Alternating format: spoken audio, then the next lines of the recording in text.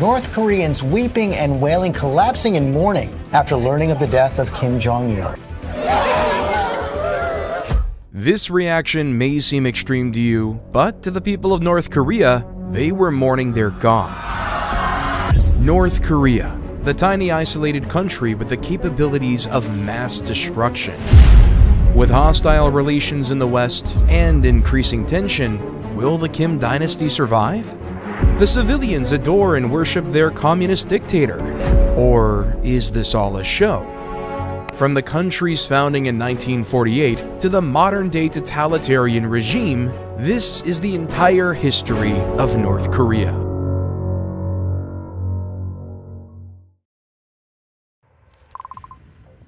The birth of North Korea, 1946 to 1953. Japanese-occupied Korea.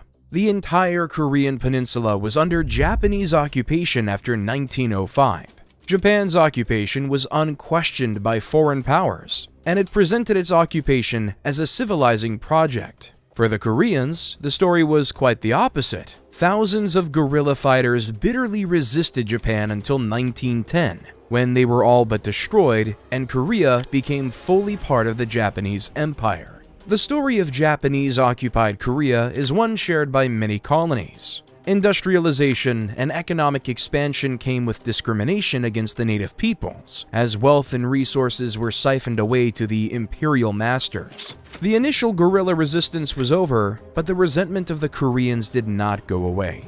Japan ran Korea like a military colony, with armed teachers in schools and a massive militarized police force overseeing all aspects of life. Also, like many colonies, they longed for independence. With the end of the First World War and all its promises of freedom, Korea agitated for its independence. Protests swept the nation in 1919, which the Japanese put down brutally. In one case, they locked hundreds of protesters inside a church and burned them alive. However, the tide couldn't be stemmed. The wave of Korean nationalism rose, and at its head were the communists.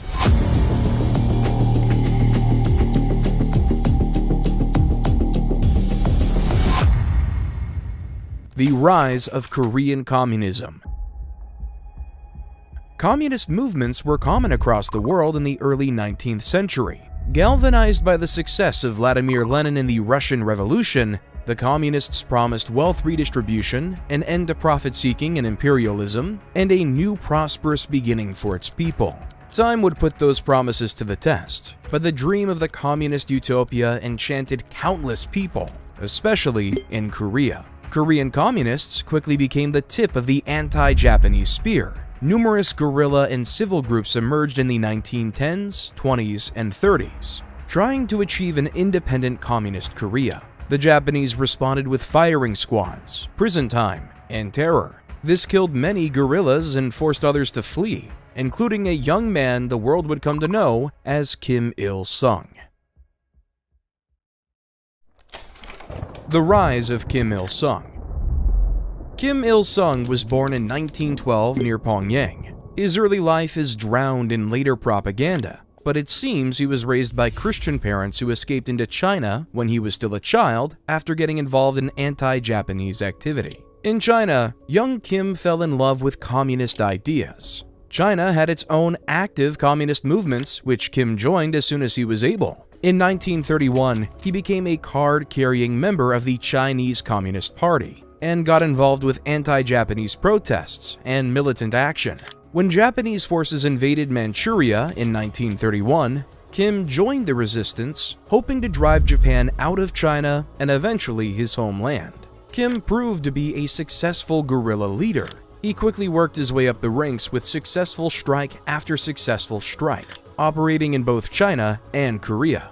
In 1937, he led 200 guerrillas in the Battle of Pochanbo, just across the Korean border, where his forces defeated Japanese soldiers and burned down a police station and other occupied buildings. The victory put Kim Il-sung on the map and made him one of the most famous guerrilla leaders in East Asia. For later North Korean propaganda, it was the true start of Kim's path to power. Kim himself wrote about the battle saying that, quote, "The The flames over the night sky of Pocheonbo in the fatherland heralded the dawn of the liberation of Korea, which had been buried in darkness. Kim and the Soviets. Kim's success earned him the nickname of the Tiger. The Japanese military sent out units to hunt him down, and may have killed his secret first wife, which forced Kim to retreat into the Soviet Union, where he was officially enrolled in the Red Army and spent most of the Second World War in hiding. When the USSR declared war on Japan in 1945, Soviet armies marched into the Korean Peninsula. Kim followed shortly after. At the same time, US forces landed in the south. After evicting the Japanese occupiers, the Allied powers decided to split Korea, much as they had done Germany. American officials chose the 38th parallel, a previously meaningless line on a map, as the boundary between the two occupied zones. This line, apparently chosen in half an hour by two random American colonels, would become one of the most important borders in the world for the next 80 years. Korea had no natural north-south division, and everyone wanted a united Korean peninsula, under their particular ideology, of course. The Soviets knew they would need a reliable Korean communist leader to achieve this, and Stalin personally chose the greatest of the Korean communist guerrillas for the job. In December 1945, Kim Il-sung became first secretary of the Communist Party of Korea, giving Kim power over his nation that he would hold for the next 50 years. The Kim deception? Kim had risen from lowly guerrilla fighter to leader of his nation, or had he? A bizarre conspiracy theory claims that the Kim Il-sung who entered North Korea in 1945 was not the same one who led the Battle of Pocheonbo. According to this theory, after the real Kim Il-sung fled into the USSR, Stalin made him disappear like so many other communist figures who threatened his popularity. It sounds crazy, but a CIA investigation into the theory concluded that it was right. They believed that the Kim Il-sung in North Korea was a criminal who the Soviets blackmailed into assuming a false identity so they could manipulate him. A Soviet officer who worked with Kim also wrote privately that the later Kim was an imposter whose name was stolen from the famous guerrilla leader who had actually died years earlier. These days, historians think the theory is nonsense. Several people who knew Kim as a guerrilla confirmed that it was the same man. The CIA report had simply been wrong, which happens far more often than the CIA likes to admit. Still, it's not impossible that the entire Kim dynasty is built on a Soviet lie.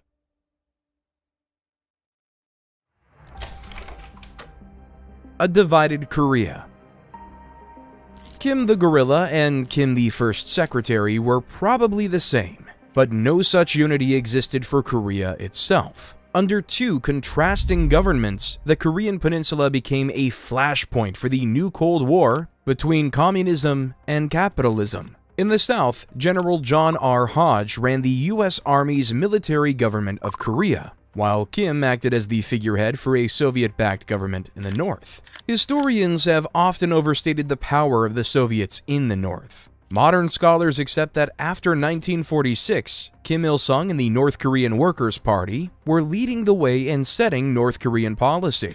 Kim began a series of communistic reforms in his nation.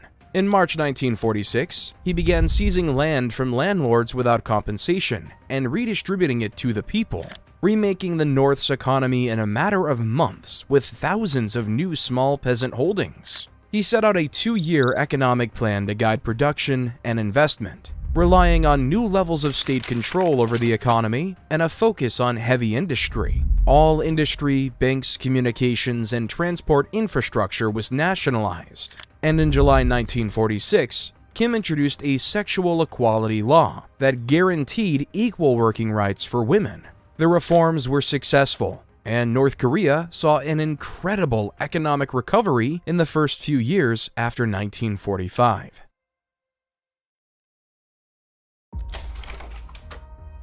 Divided communists. All was not easy within North Korea, though. Different factions of communists threatened Kim's control, and each tried to push North Korea in their own direction. Kim's Kapsun, or guerrilla faction, held power for now. As the name implies, they were mostly made up of former guerrilla fighters whose effectiveness had earned the faith of Stalin. But Stalin's faith was awfully fragile. This made the Soviet Korean Communists a particular threat. Made up of ethnic Koreans with Soviet citizenship, they leaned heavily towards Moscow. While they hadn't proven their effectiveness enough to earn Stalin's favor, the heavy involvement of the Soviets made them a risky rival for the young Kim regime. Then there was the Yunnan faction. This was a Chinese-aligned communist wing, most of its members being part of the CCP. After Mao's communists took power in China in 1949, the Yunnan faction became a potent threat to Kim's Korea-centric approach that threatened to pull North Korea towards Beijing. Last, there were the South Korean communists. Many had fled the south when the American troops arrived and made it their main goal to reunify the peninsula under communist rule. They were less of an immediate threat until reunification was achieved, but their leader, Park Han-young, was the closest thing Kim had to a rival. Park and Kim had both been invited to Moscow in 1946 for Stalin to judge which was the suitable leader. While Kim had won out, Park remained a force to be reckoned with. Foundation of KPA.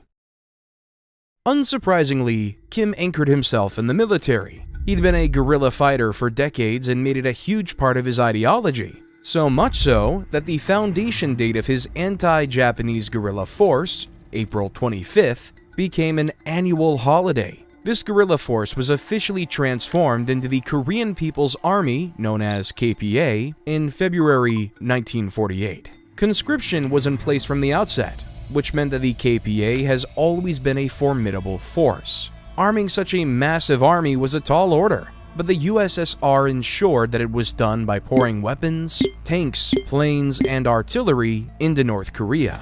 With huge numbers and modern equipment, the KPA was one of the most powerful military forces in the post-war world.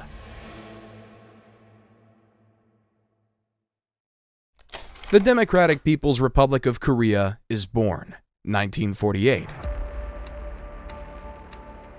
Meanwhile, the newly formed United Nations tried and failed to settle the Korean Peninsula problem. The USSR opposed free elections and refused to cooperate with the UN, believing that they were puppets controlled by the US. The UN proceeded to hold elections only in the south, and on the 15th of August 1948, the Republic of Korea, that being South Korea, was born under the leadership of Syngman Rhee. As far as the UN was concerned, this was the only true Korean government. North Korea responded by writing their own constitution.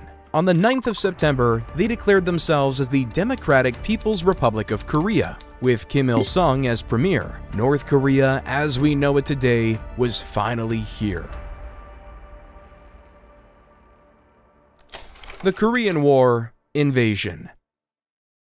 Almost immediately, Kim started planning the reunification of the peninsula. With most American troops withdrawing in June 1949 and the vastly superior northern military at his fingertips, it looked like an easy win. Communism had also seen a string of recent victories that boosted Kim's confidence too. The USSR detonated their first atomic bomb in August 1949, which ended America's unchallenged nuclear supremacy. In China, Mao's communists overthrew the Republican government and gave him another communist ally. Both Stalin and Mao threw their support behind an invasion, and Mao sent at least 50,000 men from the People's Liberation Army to support him, although Stalin was clear that he would not send in the Red Army. The South expected a war. There were several clashes in 1950 that proved hostility between the two Koreas. Then, on 25th of June 1950, North Korean tanks, planes, and infantry poured over the border in a massive assault. The Northern Army outnumbered the poorly equipped South 2-1, its Air Force by more than 10-1, and North Korea's almost 300 tanks met a grand total of 0 units of South Korean armor. South Korea utterly collapsed. Within 5 days, Kim controlled Seoul. almost 80% of South Korea's army was captured, killed, or had deserted, and the tiny handful of US troops on the peninsula could do nothing but run in the face of the North's overwhelming advance. As they went, North Korean forces targeted ideological enemies in South Korea. Politicians, anti-communist intellectuals, and business leaders were systematically exterminated by the KPA. Kim Il-sung was beyond pleased. It appeared he'd won a great victory, but that euphoria was short-lived. The Korean War, US retaliation. The United Nations condemned the invasion immediately, and 2 days later, it approved a unified military response to the crisis. Naturally, the US took the lead. Washington was worried that the fall of Korea to communism would threaten Japan and cause a domino effect in the rest of Asia. General Douglas MacArthur, who'd led US forces in the Pacific theater of World War II and currently oversaw US forces in occupied Japan, was given overall command of the UN coalition forces. UN forces landed at Incheon on the 15th of September, 1950. In the largest amphibious assault since World War II, the UN attack shattered the KPA. The North Korean front collapsed, and tens of thousands of KPA soldiers were captured. The UN quickly retook Seoul, and by the end of September, had pushed back to the 38th parallel. By that point, most of North Korea's army had been killed or captured. In October, UN forces pushed into North Korea itself. Kim and his government were forced to flee, and Pyongyang fell to UN forces within weeks. What had looked like a victory was quickly becoming a total defeat. The Korean War, strategic bombing. For North Korea, the true story of the war was not on the front lines, but at home. As its armies collapsed, so too did any hope of controlling the air. UN-aligned air forces quickly established dominance in the skies above North Korea and used it to devastating effect. The US Air Force led a colossal bombing campaign that devastated North Korea's population and infrastructure. Entire cities were flattened. Villages were wiped off the map. Pyongyang was so badly bombed that not a single major building was left standing. The US general in charge of the Air Forces said that, by October 1950, the Air Force stopped sending bombers out simply because there was nothing left to bomb. An estimated 80% or more of North Korea's buildings were flattened, as more explosives were dropped on North Korea than were dropped in the entire Pacific theater in World War II. Maybe 10% of the North Korean population was killed by the bombing. It is this experience, more than anything else, that shaped North Korean attitudes to the US after the war. Whatever ideological disagreements they might have, and whatever nonsense propaganda the regime puts out, it is the near total leveling of North Korea by US bombing that explains the sheer hatred for the USA that pervades the North Korean state and society. The Korean War, Chinese intervention. Things improved for North Korea when China stepped in. China had warned the UN forces not to get too close to its territory, and on the 25th of October 1950, they decided that enough was enough. Tens of thousands of Chinese troops burst across the border and surprise attacked the UN forces. The UN was caught unaware and retreated in the face of the sudden attack. Chinese and North Korean forces quickly recaptured Pyongyang, pushed the UN back over the 38th parallel, and even retook Seoul for a short period. Kim Il-sung's feelings were mixed. On the one hand, North Korea was back under his control, but the strength of the UN forces made reunification unlikely. Kim resented the loss of so many of his troops and the fact that China was doing most of the fighting. Furthermore, both Stalin and Mao blamed the KPA for being too incompetent to win and causing the war to spiral out of control. UN forces soon regrouped and pushed back. Seoul was retaken in March, its fourth and final conquest in less than a year, and once again it was the communists' turn to retreat north with thousands of their soldiers killed, wounded, or captured. The UN reached the 38th parallel again in July 1951, and there, the war would stall for 2 brutal years.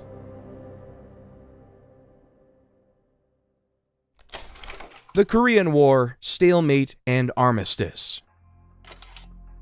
From July 1951 to July 1953, the Korean War was a stubborn stalemate that was as grueling and frustrating as the trenches of the First World War. Casualties continued on both sides, but no significant territory changed hands. After several failed attempts to negotiate, both sides finally came to an agreement on the 27th of July, 1953. It was not a peace treaty, but an armistice. Both sides agreed to halt military operations, release prisoners, and return the remains of the deceased. The armistice set up an internationally monitored demilitarized zone, the Korean DMZ, along the border to mark the boundary between the two nations. The war has been left unfinished ever since. Skirmishes and episodes of violence have broken out, but for the most part, North and South Korea have been locked in a tense standoff that has threatened to spill over into a devastating war at any moment for the last 70 years.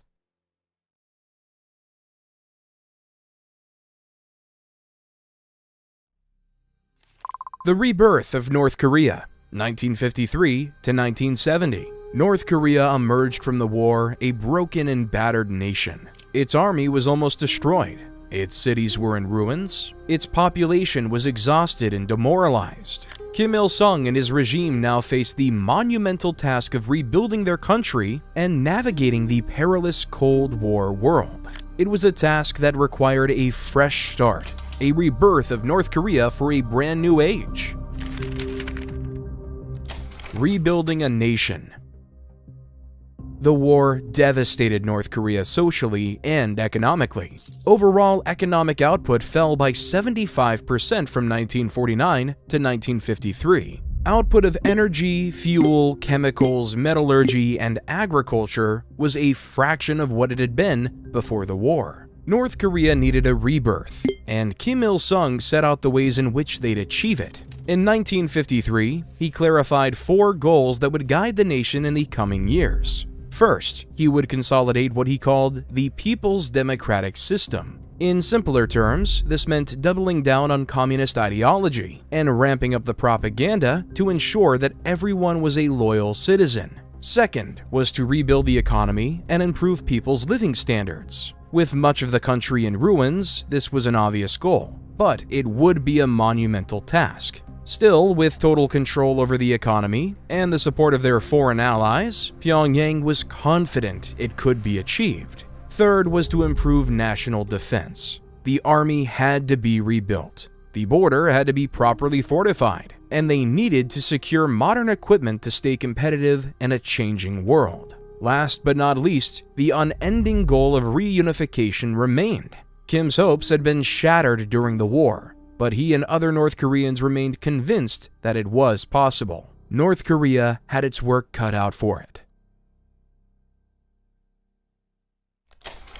Post-war purges. One of Kim's first priorities was repairing the damage his ideology took from the war. The North Korean Workers' Party had lost many members during the conflict, so he funded massive re-education programs to bolster the party's ranks and reaffirm their ideology, ensuring the party's long-term survival. However, the more serious damage was to the North Korean Worker Party's prestige. The Communists had presided over a failed war that had not reunified the country as promised, and communism itself had been rejected by the South Korean masses, who failed to rise up to support their northern invaders. Kim decided to redirect blame for those failures towards his internal rivals. By scapegoating his enemies, Kim redirected popular resentment away from himself and towards the rival communist factions. By removing these people from power, he crippled his internal enemies and could fill government positions with his own allies instead. It was transparent and predictable, but it was awfully effective.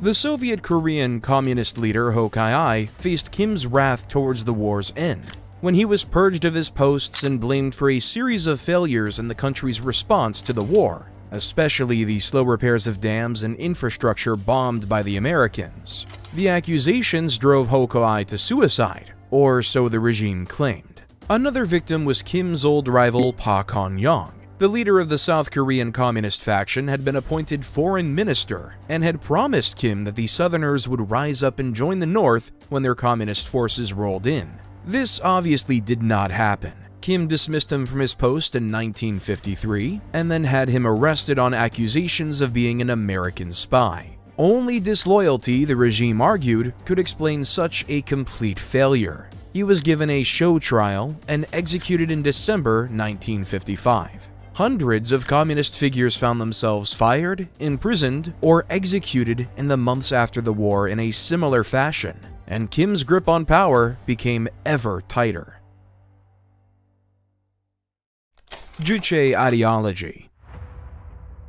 With Kim's power almost unchallenged, it fell to him to decide how North Korea would proceed. He formulated an ideology that would guide his country into the future, an ideology called Juche. Juche was and remains the guiding principle of the entire country. Its elements were first expressed in a 1955 speech by Kim Il-sung, and it essentially means self-reliance. North Korea strives to be militarily, socially, and economically capable of standing on its own 2 feet. Cooperation with fellow socialist states was welcome, but dependence undermined the country's power. Economically, this meant a rejection of international trade as the path to prosperity, and a focus on self-sufficiency. The Democratic People's Republic of Korea would strive to grow all of its own food, develop all of its own technology, and extract all of its own raw materials. Socially, it meant a thorough education in Juche ideology for all citizens,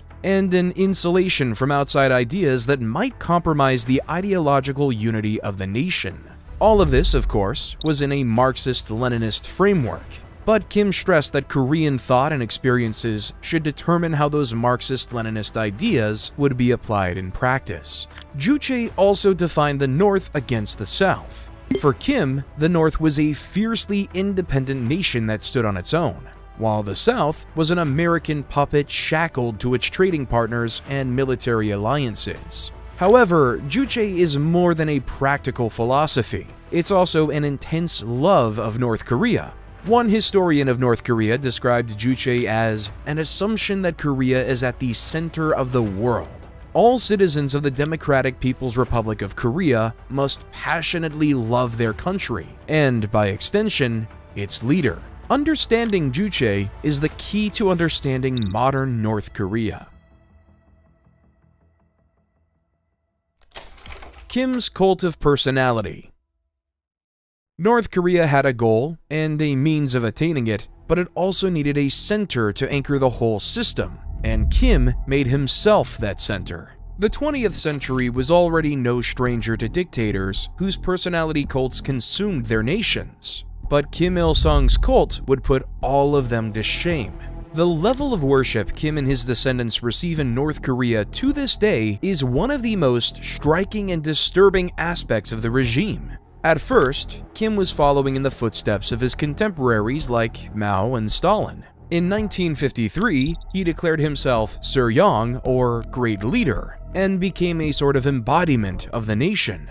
However, that amount of power and prestige could make anyone unhinged. Furthermore, by becoming the representative of the nation, any attack on Kim became an attack on North Korea. And in a country that emphasized loyalty to the nation, loyalty to the dictators was an inevitable consequence. This cult quickly grew out of control. It became illegal to write over a photo of Kim Il-sung, or to wrap things in newspapers that mentioned his name.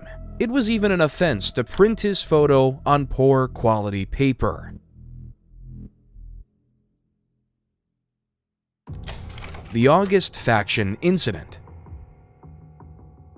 However, the ruler cult almost brought Kim down before he really began. After the death of Stalin, the USSR took a hard pivot against leader cults. In February 1956, the new Soviet leader Khrushchev openly denounced Stalin and his personality cult, along with any other leaders who tried to emulate it. Still dependent on Soviet aid and support, Kim was forced to obey when Khrushchev summoned him to Moscow to be privately scalded for his own ruler cult in the summer of that year. In his absence, Soviet and Yunnan communist factions hatched a conspiracy. They shared Khrushchev's disgust with the ruler cult and called Sung out for his arbitrary punishment of dissenters. They also criticized his regime's economic policies and his bias towards his own guerrilla faction of communists. When Kim returned for the annual party meeting in late August, he was met with condemnation by the leaders of the other factions. Pak Chang-ok, leader of the Soviet faction, and Cho Chang-hee, leader of the Yunnan faction, along with several of their allies, took to the stage at the party conference and tore into Kim as a tyrant and egomaniac whose actions were undermining socialist principles.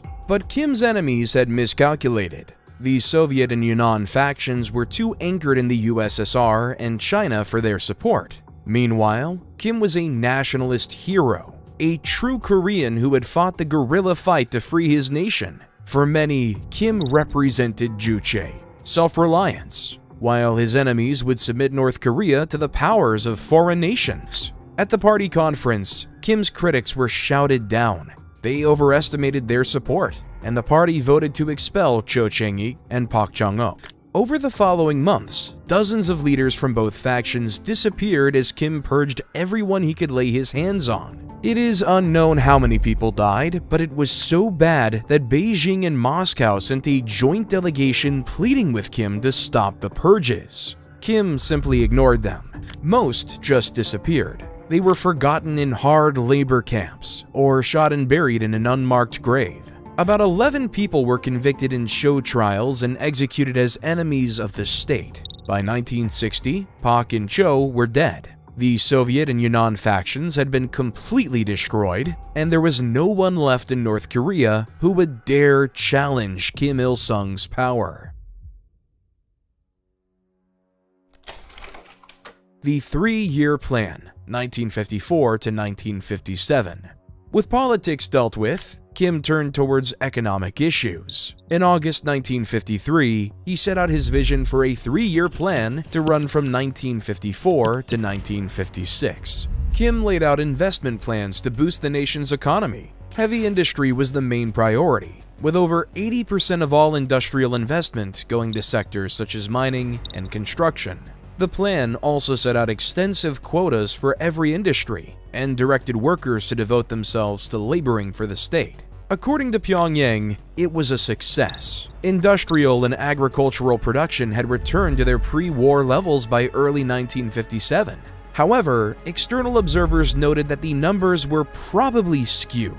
Thanks to all of that investment, heavy industry had probably improved beyond pre-war levels. But vital industries like agriculture and fishing had not. In reality, the focus on quotas and output had devastating consequences. Like China during the Great Famine, the regime exacerbated its own problems with its focus on quotas and numbers. Regional officials who failed to meet agricultural quotas were punished, so officials were incentivized to lie.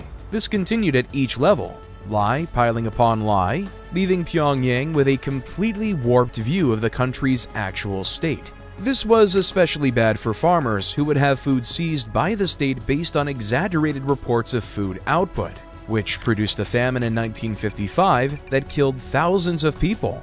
This disaster was hidden from the non-communist world, but Pyongyang's allies in Beijing and Moscow were deeply concerned. The truth about the famine could harm communism's image abroad. Both countries sent food aid, but not enough to make up for the deficit. The regime worked hard to bury all evidence of this famine, and it was only in the 2000s when historians began combing through the Soviet archives that its existence was rediscovered. Data is incomplete, but an estimated 800,000 people died between 1954 and 1955. The East German government at the time believed that as many as 25% of North Korea's children had starved to death. The 5-year plan. Declaring the plan a success, Kim followed it up with a 5-year plan from 1957 to 1961. While the former was for reconstruction, this new plan focused on developing in a new direction and bringing North Korea into modernity. The first plan had been great for industry, but the common people still lacked food, housing, and clothing. Pyongyang was still too obsessed with heavy industry quotas over agricultural output. Both China and the USSR criticized Kim's plan and urged him to change it, but Kim stayed his course. The Chalama Ondong, or Flying Horses Campaign, was Kim's way of ramping up production. It was a massive propaganda campaign to encourage productivity and gave out rewards such as medals for factories and workers who exceeded their monthly quotas. Workers could also be organized into teams and compete with other teams for maximum output. They may be communists, but even North Korea realized that competition could be good for the economy. The press was filled with these Cholima riders, whose hard work was held up as a symbol of true patriotism.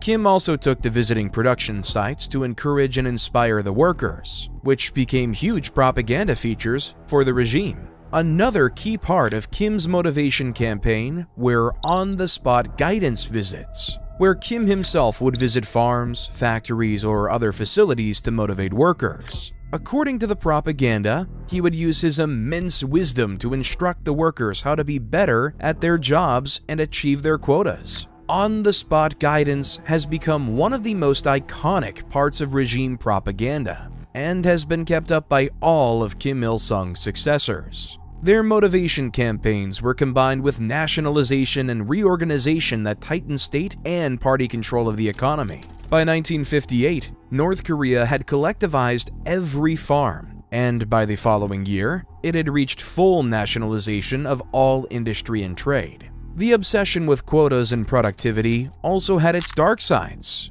The pressure to exceed and expand led to punishment and social consequences for workers or teams who fell behind. The government even started a drink no soup campaign, encouraging workers to not eat or drink as much, so they wouldn't have to go to the bathroom during work hours. The 5-year plan, success or failure? So, was it all a success? It's not so simple. The more Kim pushed, the more the workers were exhausted. The quality of work started to decline, even as the quantity increased. Kim complained that companies were being lazy and would rush to meet their monthly quotas with shoddy workmanship of goods and materials. And by the late 1950s and early 1960s, production growth had stalled again. In theory, by 1959, North Korea had met its production quotas, and the government declared the plan completed ahead of schedule. The big picture numbers definitely looked great. The North's per capita GDP was $140, well above the South's $81, and many industries had seen increases in production by 50% or more. However, the GDP was inflated by industrial output at the expense of the food, clothing, and housing that Kim claimed to prioritize. The average North Korean remained wretchedly poor, living in temporary shanty towns, and many of them suffered from malnutrition. Industrial development came before the well-being of the people. The state also altered the numbers to not count industries such as coal, steel, copper, and fertilizer, which had all failed to meet their plan targets. Grain output was also curiously absent from the official 1959 statistics. It's telling that the government immediately planned a year of adjustment in 1960 to try and rebalance the numbers in preparation for a new phase of economic planning into the 1960s. And never again would North Korea publish thorough data about its economic situation. Songbun class system. Alongside economic reorganization, the 1950s saw a social reorganization with the introduction of the Songbun system. Songbun is essentially a caste system that is still upheld in the Democratic People's Republic of Korea. It was launched in 1957 to distinguish between those families who were always loyal to the regime and those who were not to be trusted. There are 3 overarching classes in the Songbun system. The core comprise about 28% of the population, made up of those people descended from the original guerrillas and revolutionaries, the soldiers who died in the war, and those from traditional peasant families. This group is seen as the most loyal and trustworthy. They will be allies to the end. The largest group at 45% are the wavering. This includes the foreign-born population, families of defectors, members of the middle classes and their families, and a number of regular occupations like small traders and teachers. This group is not necessarily disloyal, but they cannot be trusted to be completely devoted to the regime. If things take a bad turn economically or politically, the regime knows that these people might turn against them. Lastly, roughly 27% of the population belong to the hostile class. Political prisoners, religious people, supporters of the South, or the descendants of businessmen and landlords all belong to this group. These people are not to be trusted and must be closely monitored for any hint of disloyalty or anti-communist action. Every North Korean is sorted into one of these classes, and then sorted into one of 50 subcategories within it. Those higher up the songbun scale can expect privileges, and having good songbun is the key to a good life in North Korea. On the other hand, those with bad songbun can expect to be discriminated against. Songbun affects everything: what jobs one can have, who they can marry, what healthcare they have, what schools they can get into, and even how much food is distributed to them. The regime maintains a file on every North Korean above the age of 17 to keep track of their songbun. Good deeds might move one up the songbun scale, but moving up is much harder than moving down. Missing work quotas, committing a crime, or showing any disloyalty to the regime are always bad for your songbun.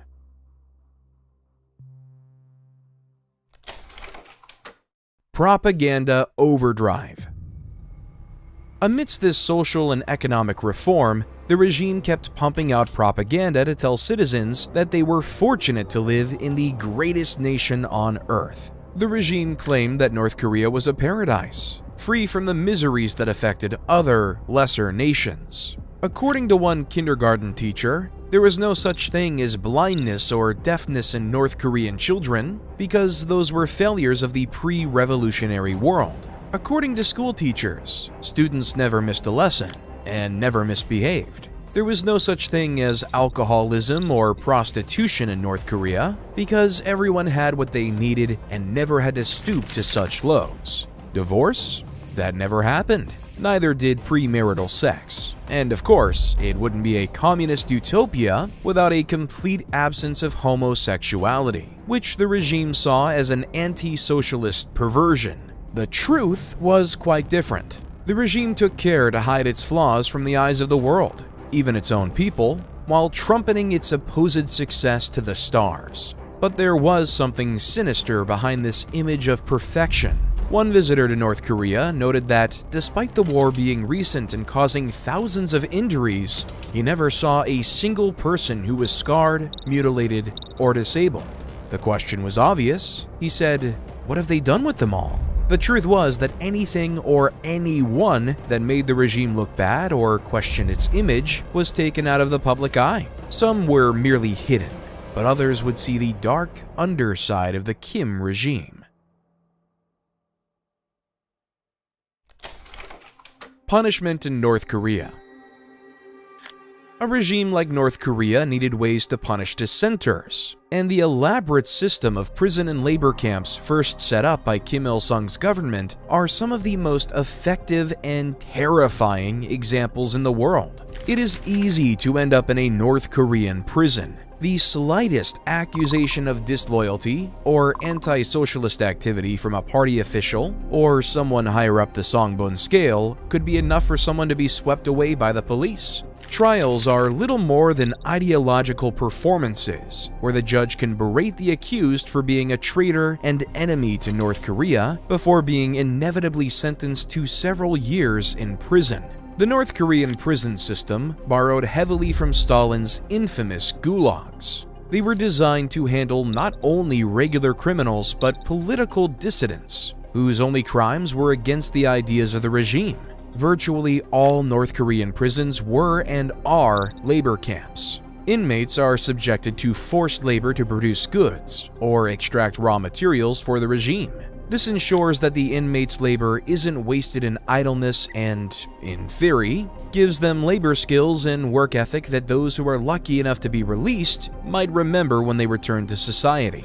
Many prisons also serve as re-education camps. These places are known as Goguryeo, Then there are concentration camps for political prisoners known as kwanliso. These are for the prisoners for whom re-education won't work, and only hard labor or total isolation are suitable punishments. Political rivals, such as those purged after the August faction incident, dissidents, critics, attempted defectors, and sometimes the more serious violent criminals, are likely to end up in these camps. Prisoners in all camps are subject to poor living conditions and barely enough food to survive. Beatings are a common punishment, and one former camp guard estimated that at least a third of inmates were mutilated, losing fingers, ears, or eyes to guard beatings. That same guard recalled that, as far as the regime was concerned, inmates are not humans, and there are no human rights protections for anyone in North Korean captivity. With Kim's power secure, the economy recovering, society realigning along socialist lines, and all of the opponents rapidly ending up in camps or graves, North Korea entered the 1960s with everything to play for.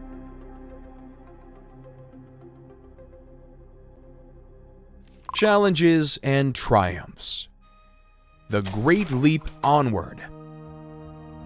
As the new decade dawned, North Korea continued to strive for economic and military progress. Kim still wanted to improve heavy industry and compromised on the policy of Juche to import equipment to support these economic sectors. The USSR was initially their main supplier, but friction over pricing and other issues led North Korea to do the unthinkable: turn to the West. Pyongyang realized that it was cheaper for them to buy industrial plants and machinery equipment from the West or Japan. Often these goods were of much higher quality than the Soviet models. Kim declared the Great Leap Onward policy, a way to use Western technology to jumpstart Korean development. They imported billions of dollars worth of equipment on credit, including $1 billion from Japan alone.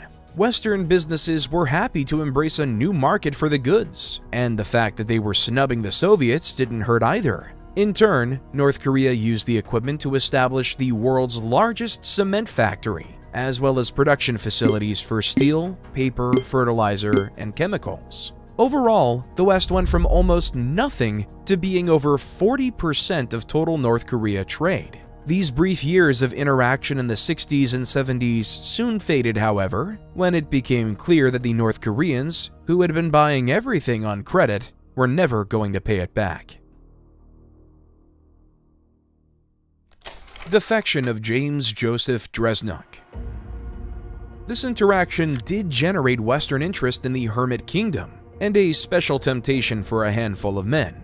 Men like James Joseph Dresnok. Dresnok was a US soldier, and he'd had a rough life. His parents divorced when he was young. He never finished high school, and he had run-ins with the law before he enlisted at 17. He married young but returned from a deployment in Germany to find his wife had left him for another man. When Dresnok was redeployed to South Korea in 1962, he had lost all hope and was treating his depression with alcohol. It didn't help that his behavior earned him a court-martial either.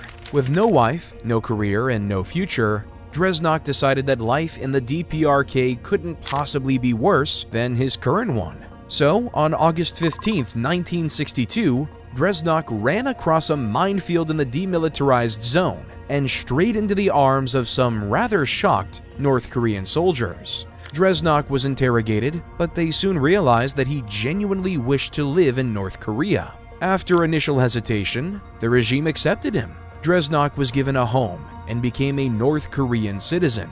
He was one of at least 7 known US defectors to the country. In his new life in North Korea, Dresnok became an English teacher and sometimes acted in state propaganda films. He and the handful of other American defectors often played American soldiers in war films, and he became something of a celebrity in the country.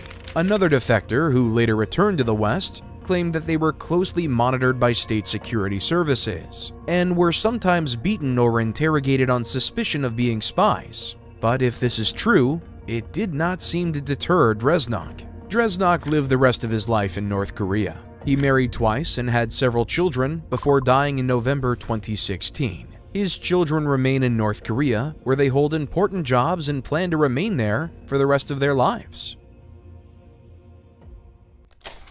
Military of Kim Il-sung.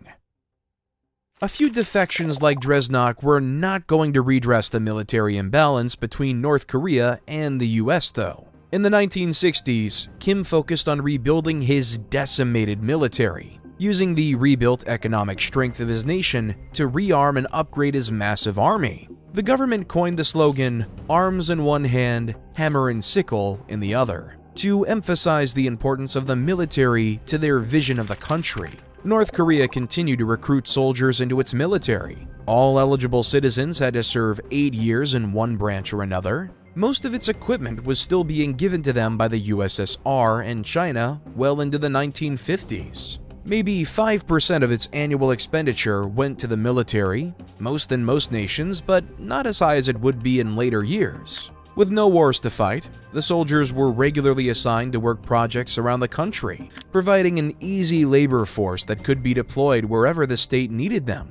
On top of its obvious use, if war broke out, a strong military was a useful way to indoctrinate young people with state ideology. Kim wanted to inculcate military discipline in the next generation, and required all children to practice with firearms starting when they were 7 years old. This military resurgence had economic benefits too. Kim envisioned a militarily self-sufficient North Korea that could boost its economy by churning out a rifle for every citizen, and enough tanks, planes, and artillery to match the South and its American allies. This concept was called Byungjin, and argued that military development was deeply tied to economic development, and it has remained relevant in North Korean thought ever since. As the military grew in power, Kim purged unreliable officials. In the late 1960s, top military men like the Minister of National Security, the Chief of Southern Intelligence, and the Commander-in-Chief of the Navy, along with at least 10 top generals, were removed from power. This was less a case of them being a threat, and more a case of Kim simply tightening his control to replace these men with even more dependable allies. Communist power politics. While still providing economic aid to Pyongyang, Moscow and Beijing's relationship with the strange little regime was not smooth sailing. Moscow was still uncomfortable with Kim's personality cult, but it was China who was most unhappy with Kim. North Korea's poor performance in the Korean War had earned them a low opinion in China's political and military leadership, and the fact that China had to take up most of the manpower burden of the conflict created resentment against the Kim regime. Kim's tight control over the state also conflicted with Mao's enthusiasm for popular revolution.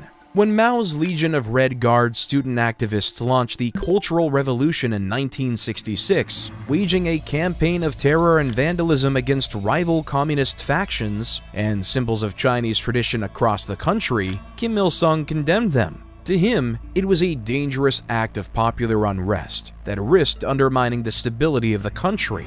The Red Guards had no love for him either, and dubbed him, quote, a fat revisionist who was not worthy of being called a communist.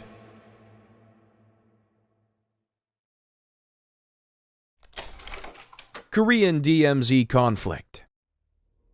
Perhaps it was these wounds to his pride and questions about his credentials that made Kim Il-sung lash out at his enemies in 1966. Inspired by the work of the Viet Cong, Kim Il-sung devised plans for guerrilla infiltrators to slip across the DMZ and wreak havoc on the South. After over a decade of stalemate, it seemed he wanted to roll the dice on conflict once more. Incursions and even firefights along the DMZ were not unheard of, and there were usually a few dozen encounters a year.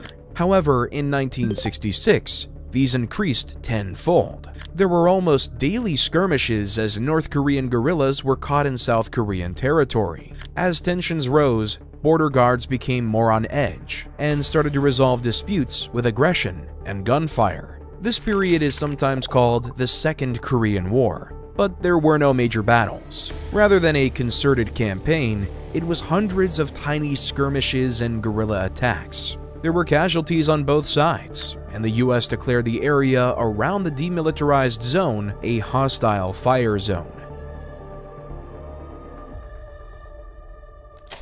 Blue House Raid.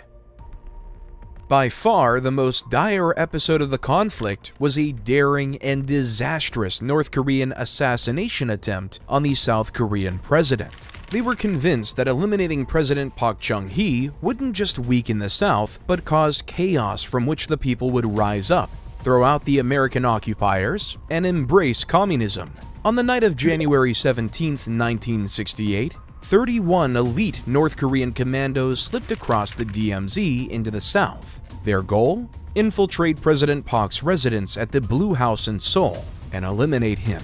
Each man in the team had been handpicked and trained in infiltration. They'd rehearsed this mission dozens of times, and most of all, they'd been pumped full of North Korean propaganda. They avoided detection for several days until they encountered 4 civilian woodcutters. These civilians might have feared death, but they were saved by the delusional propaganda of the North. The Democratic People's Republic of Korea had assured its people that the southern masses were oppressed and eager to embrace communism.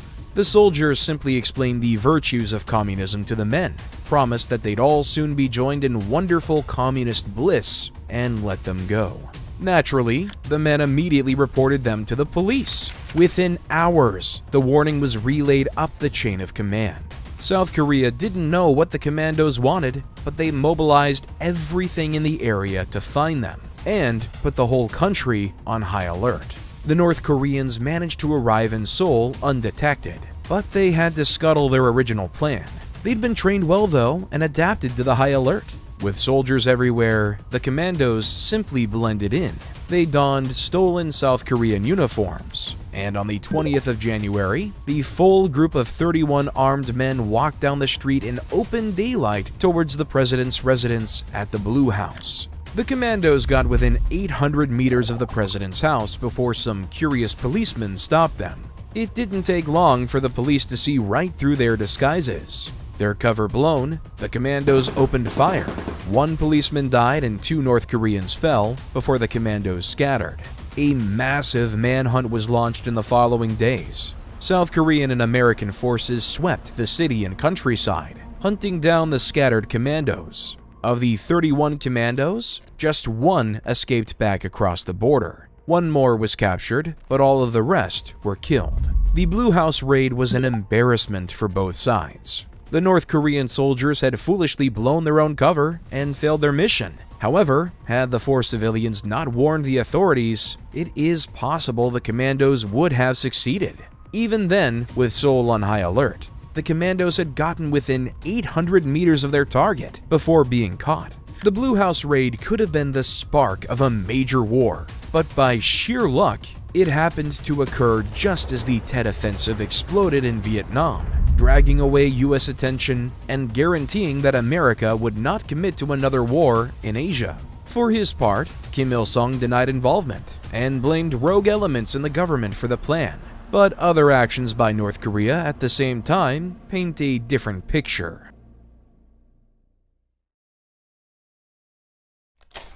The conflict peaks.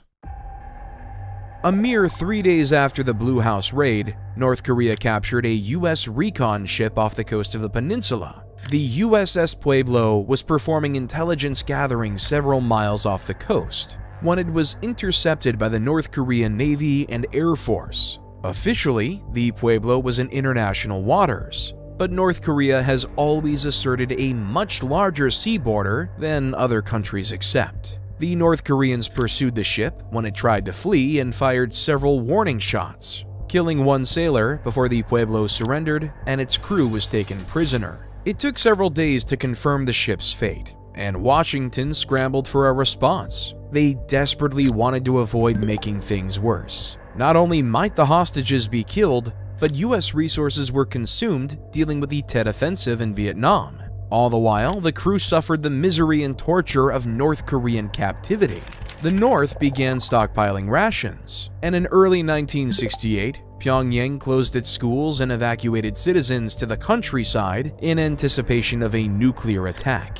Over 100 infiltrators were sent to the south again in late October, but almost all of them were caught within weeks of an operation that left about 150 people on both sides dead. The murder of an entire family at Jabang Mountain by the infiltrators, including a 10-year-old boy, intensified the South Korean response and made hope of a South Korean pro-communist uprising even more absurd. The global community feared war. Diplomats from communist, capitalist, and non-aligned nations urged de-escalation. Even Moscow was unhappy. During a party conference in April 1968, Premier Brezhnev condemned North Korea for trying to drag the world into another conflict. We do not know what exactly led Kim Il-sung to wind down the provocations in 1969. The anger of the USSR and China, fear of actual conflict, or a changing domestic political and economic situation might all explain it. We only know that, for whatever reason, Pyongyang eased off on the provocations over the following months, and by late 1969, the crew of the Pueblo were released, and hostile encounters along the demilitarized zone had returned to their pre-1966 levels. It is possible that Kim's massive military buildup in the 1960s created the appetite for war. It is also likely that the purge of North Korean generals in the late 1960s was a direct result of the failures of this whole conflict. Overall, though, it was a pointless conflict that claimed an estimated 400 South Korean and American lives, along with hundreds of North Koreans. Prosperity in the 60s and 70s. North Korea's military fortunes were poor, but its economic prosperity at this point was not so dire. Per capita GDP in the North was comparable or even higher than that of the South well into the 1960s and 70s. More than just rebuilding, North Korea had upgraded too. Almost all homes had electricity by the mid-1970s, and almost 70% of the population had urbanized as agricultural improvements reduced the need for people to be rural farmers. Education also improved, with virtually all children enrolled in school, and over 200 universities established across the country, all with free tuition, of course. One of the biggest success stories in North Korea was and remains national health. The hospitals remain underfunded. However, mandatory health checkups and vaccination programs instituted under Kim Il-sung have left North Korea with an unusually high life expectancy and a low infant mortality rate despite its relative poverty. To this day, North Korea enjoys an average life expectancy of about 73 years, lower than the US or other developed countries, but considerably higher than other nations of comparable economic status. Still, Kim's promises far exceeded reality. He'd once claimed he would see North Korea where everyone wore silk, lived in a house with a tiled roof, and ate 3 full meals a day. North Korea had made progress, but this dream of luxury, a dream that was already reality for millions in the West, was still a distant hope. What's more, North Korea's progress towards that distant hope was about to come to a grinding halt. A desperate nation. Economic issues. By the mid-1970s, North Korea's economy was showing signs of struggle. The Chilima movement had exhausted its workforce, and production was steadily declining. Imports of advanced Western machinery had stalled when it became obvious that Pyongyang would not be able to pay its debts.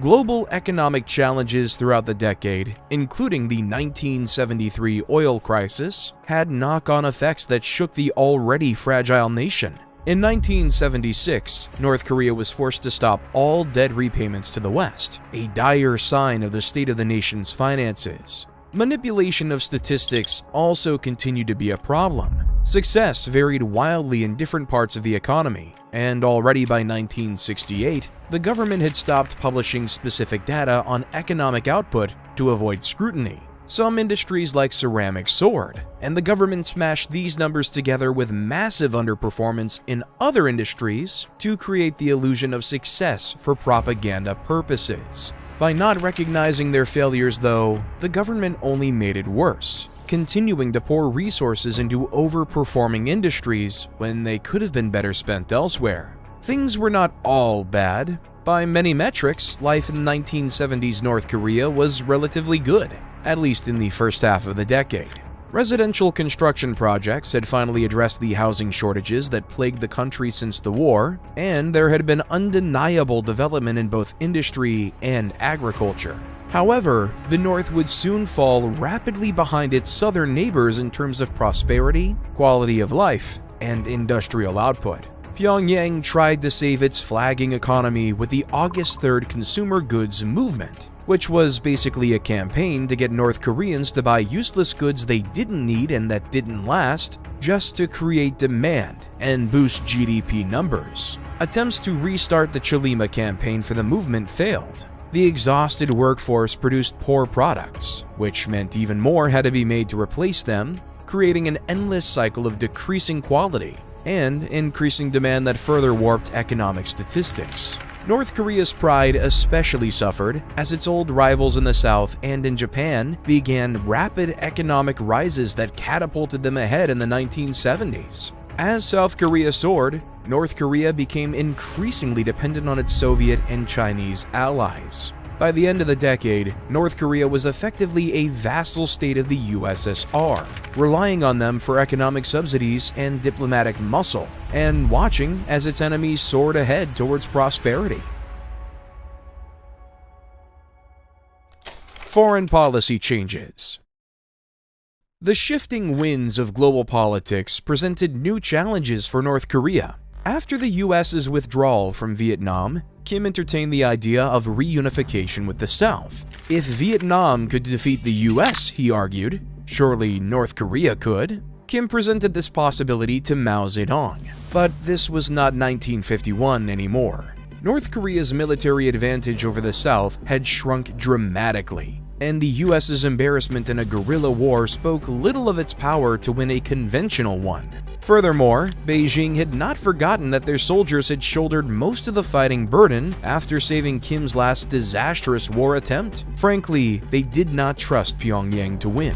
The other reason they refused to support the idea was China's newfound effort to build bridges with the West. By the mid-1970s, China was looking for ways to reduce hostilities to the US and build economic ties. The Nixon administration had been eager to do so, hoping to deepen the divides between Moscow and Beijing, and allowing North Korea to start another war would only ruin those efforts. Kim's plans were shelved when he began to realize that the old reliance on China and the USSR in an eternal union against the West was crumbling. To counter this, Kim Il-sung found new allies outside of China and Russia.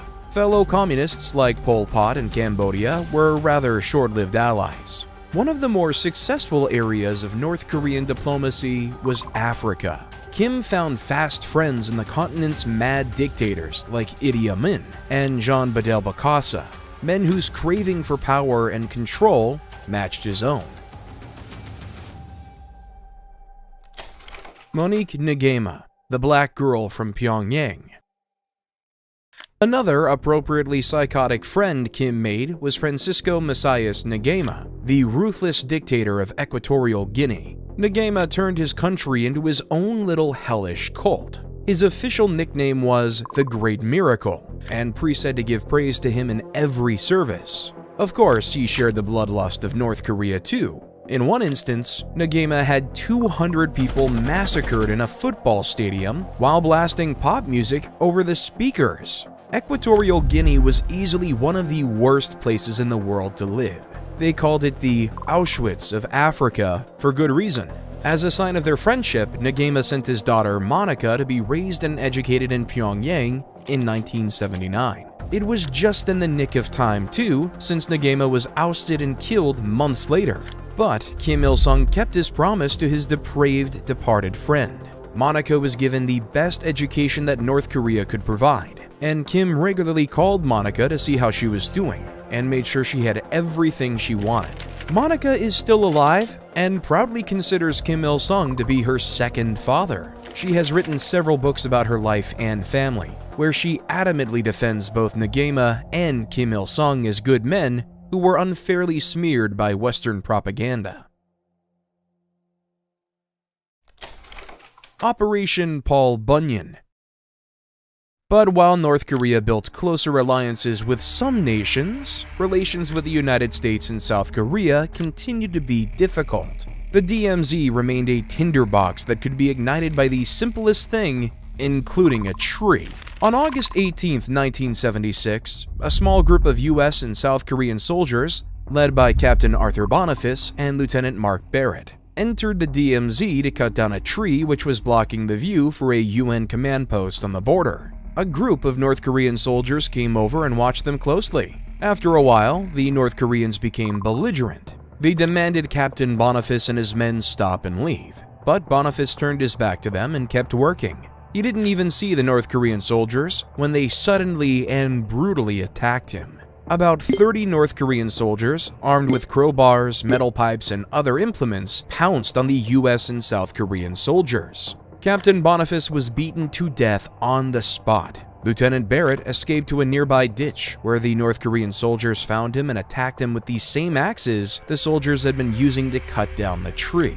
Boniface and Barrett both died from their injuries. Both men were armed but never drew their weapons, probably scared that gunfire would only make things worse. Immediately, North Korean state media spun the attack as an act of American aggression, and North Korea's international allies echoed this propaganda. Video, photographic, and eyewitness evidence refuted it, but the regime made sure that the North Korean people only saw their version of events. But if Pyongyang had hoped the US would back down, they were badly mistaken. The US refused to take the murder of 2 of their soldiers lightly, but they also didn't want to start a war over a tree. Cue Operation Paul Bunyan, named for the famous lumberjack folk hero. The US had a single goal. They were going to cut that tree down, and they were going to dare Pyongyang to try and stop them. The US called in an army's worth of resources. Hundreds of armed soldiers, martial arts specialists, armored vehicles, attack helicopters, a fleet of bombers, fighter jets, and not to mention the aircraft carrier USS Midway, which was moved to a station offshore. Practically every US and allied military base in East Asia was put on full alert, ready to assist if the North Koreans tried to stop them cutting that tree. With enough firepower to conquer a small country behind them, the US sent a team into the DMZ to chop down the tree once and for all.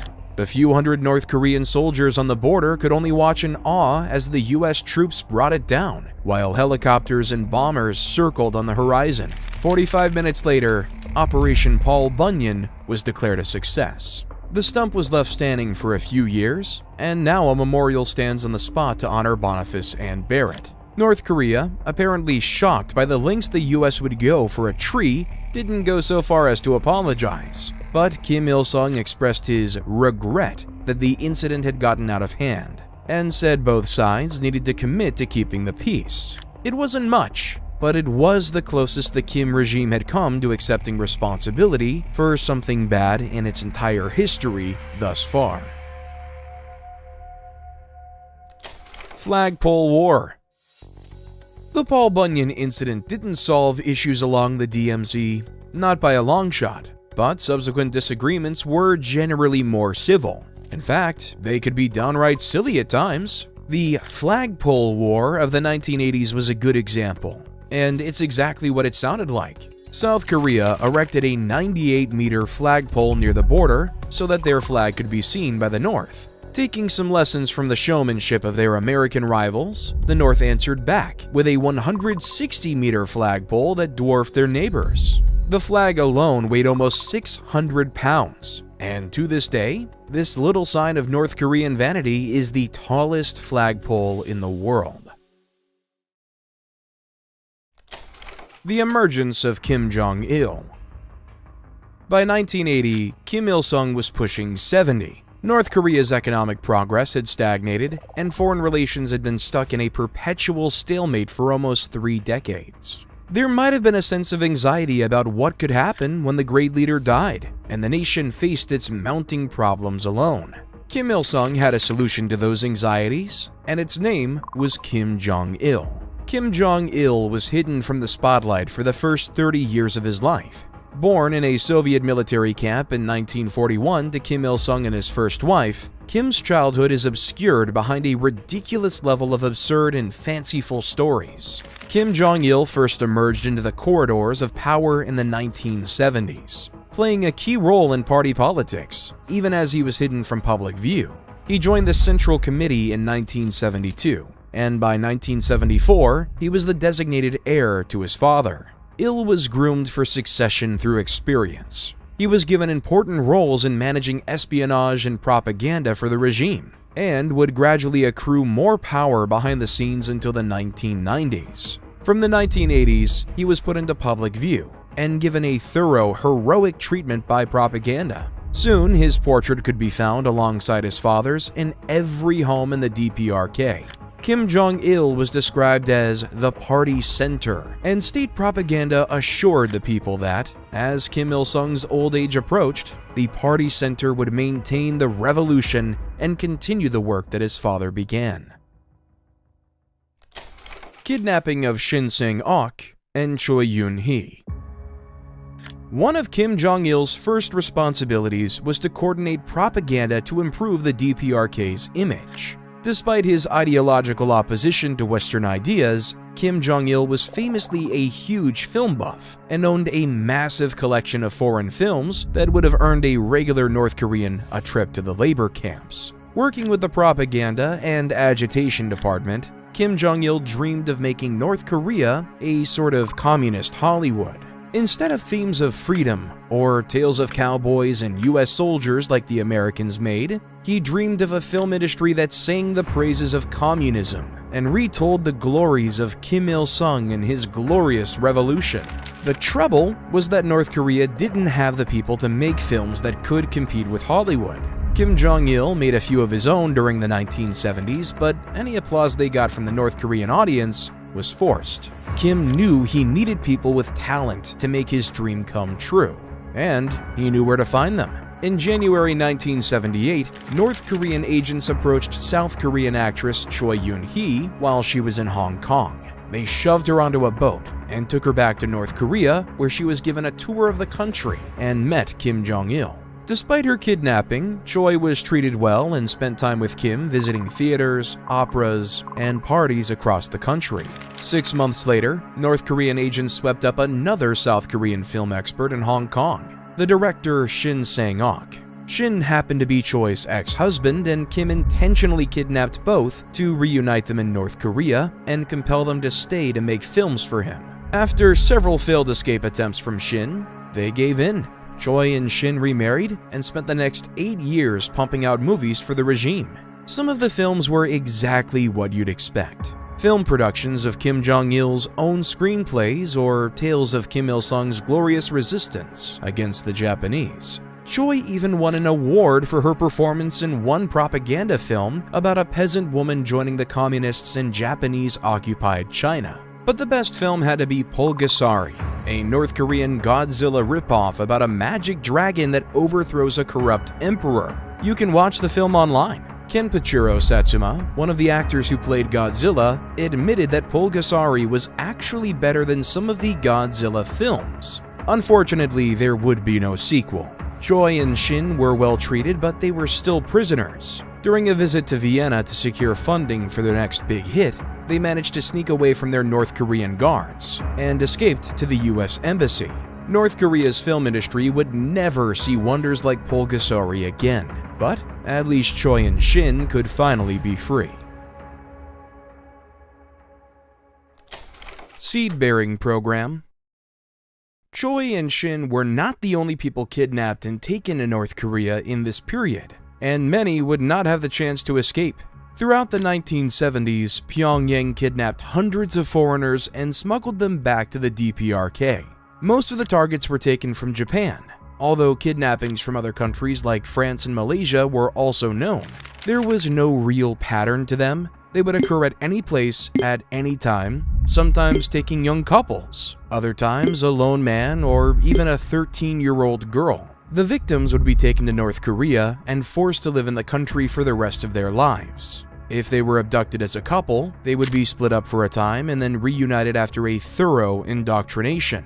If they were alone, they would eventually be paired up with another captive of the opposite sex. They would be given a home and expected to conceive children. That was the reason why they were taken in the first place. North Korea wanted those children to turn them into loyal spies. Marriage between North Koreans and foreigners were forbidden, and so racial homogeneity was almost universal in North Korea. Therefore, a spy who did not look like a North Korean was an extremely valuable asset to the regime.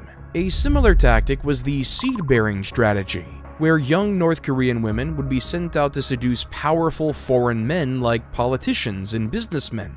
They'd get pregnant, and then the North Korean government would use the children to blackmail the men to give them concessions or other support from their position of power. The ends of both schemes were similar: to breed a crop of ethnically camouflaged spies who could blend into society anywhere North Korea needed them to.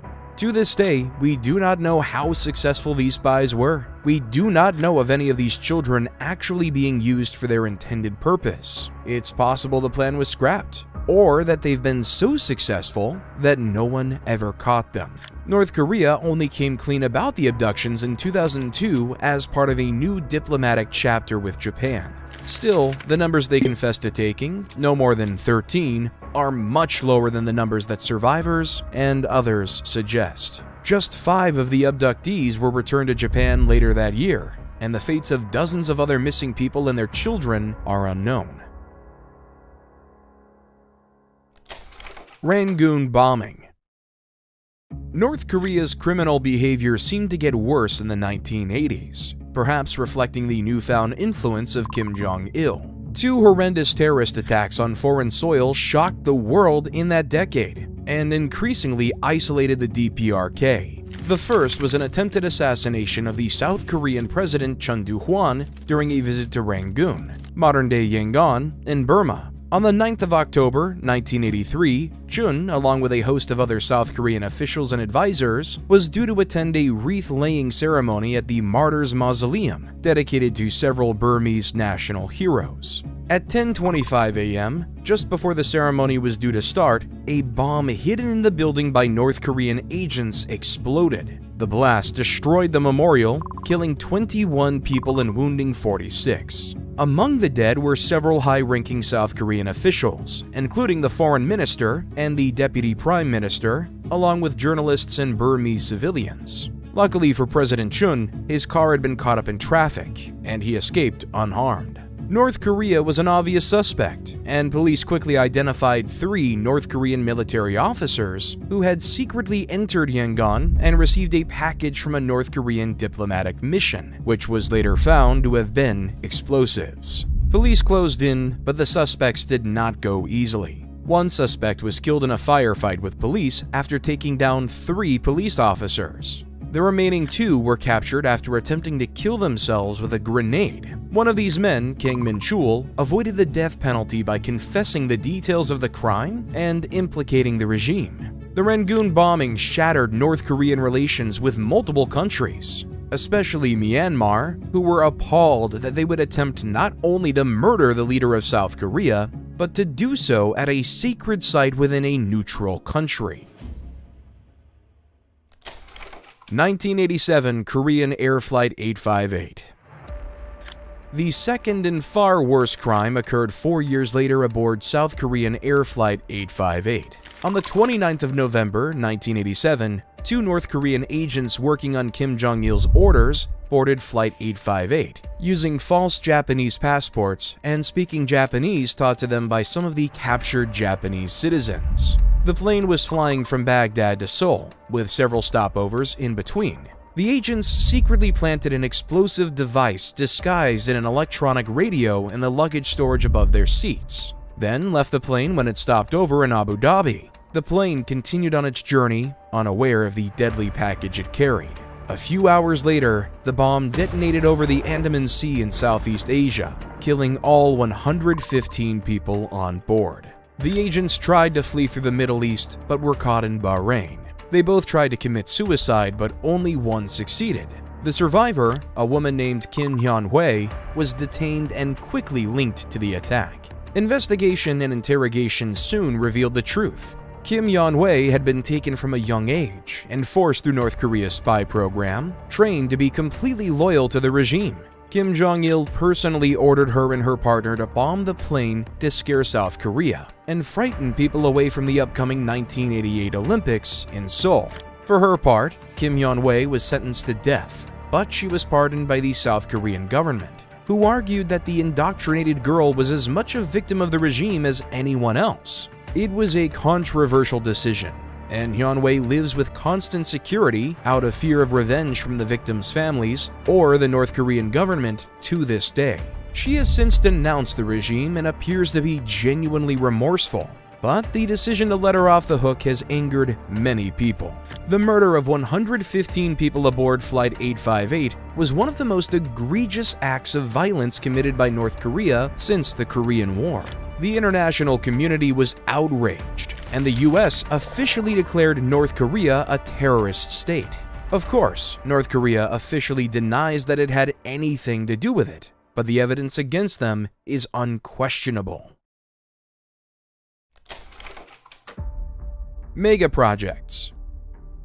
Clearly, the 1980s were a decade of external problems. Pyongyang tried to distract from these issues by funding massive internal projects to placate the people. Some of these projects were genuinely useful, others were mere exercises in vanity, and some turned out to be miserable failures. The Nampo Dam on the west coast of the country was the great internal achievement of the decade. Built between 1981 and 1986, this massive $4 billion tidal barrage separates the Taedong River from the Yellow Sea. It prevents seawater contamination of the river, allowing it to be used to supply water for human, industrial, and agricultural needs. It is undeniably a feat of engineering and is still a proud icon of regime propaganda, and a popular tourist destination to boot. But while the Nampo Dam had a purpose, the Juche Tower did not. The Juche Tower is a 560-foot tall monument to the regime's ideology in Pyongyang.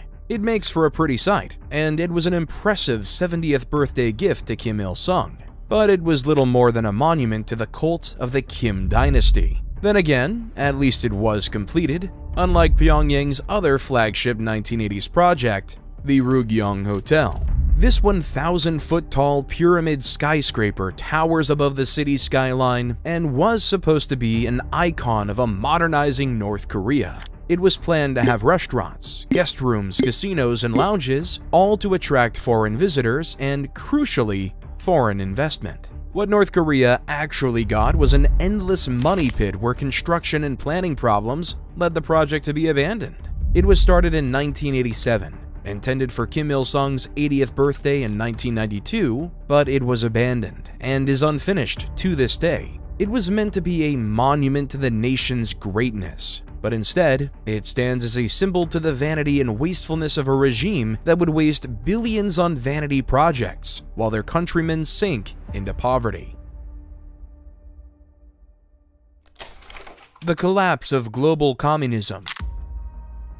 Change hit the world hard and fast, and for all of its isolation, even North Korea would feel the effects. Under Gorbachev, Moscow became increasingly skeptical of North Korea and tried to push it to roll back its totalitarian control. Moscow's first formal delegation to Seoul in 1987 was also a disaster for the North's hard line against the South, and it forced Pyongyang to start its own process of diplomatic engagement with the South in the years after. Under Deng Xiaoping, China also rolled back its aggressive state control of the economy and embraced limited economic liberalization. This led China to open up to the West, leaving North Korea to become something of an embarrassing irritant to them. Beijing did not abandon its old ally, and economic aid continued, but diplomatic support for North Korea was less vocal as China sought a new place in the world diplomatic and economic order. Meanwhile, the rapid disintegration of the USSR in 1991 was as much of a surprise to its allies as to its enemies,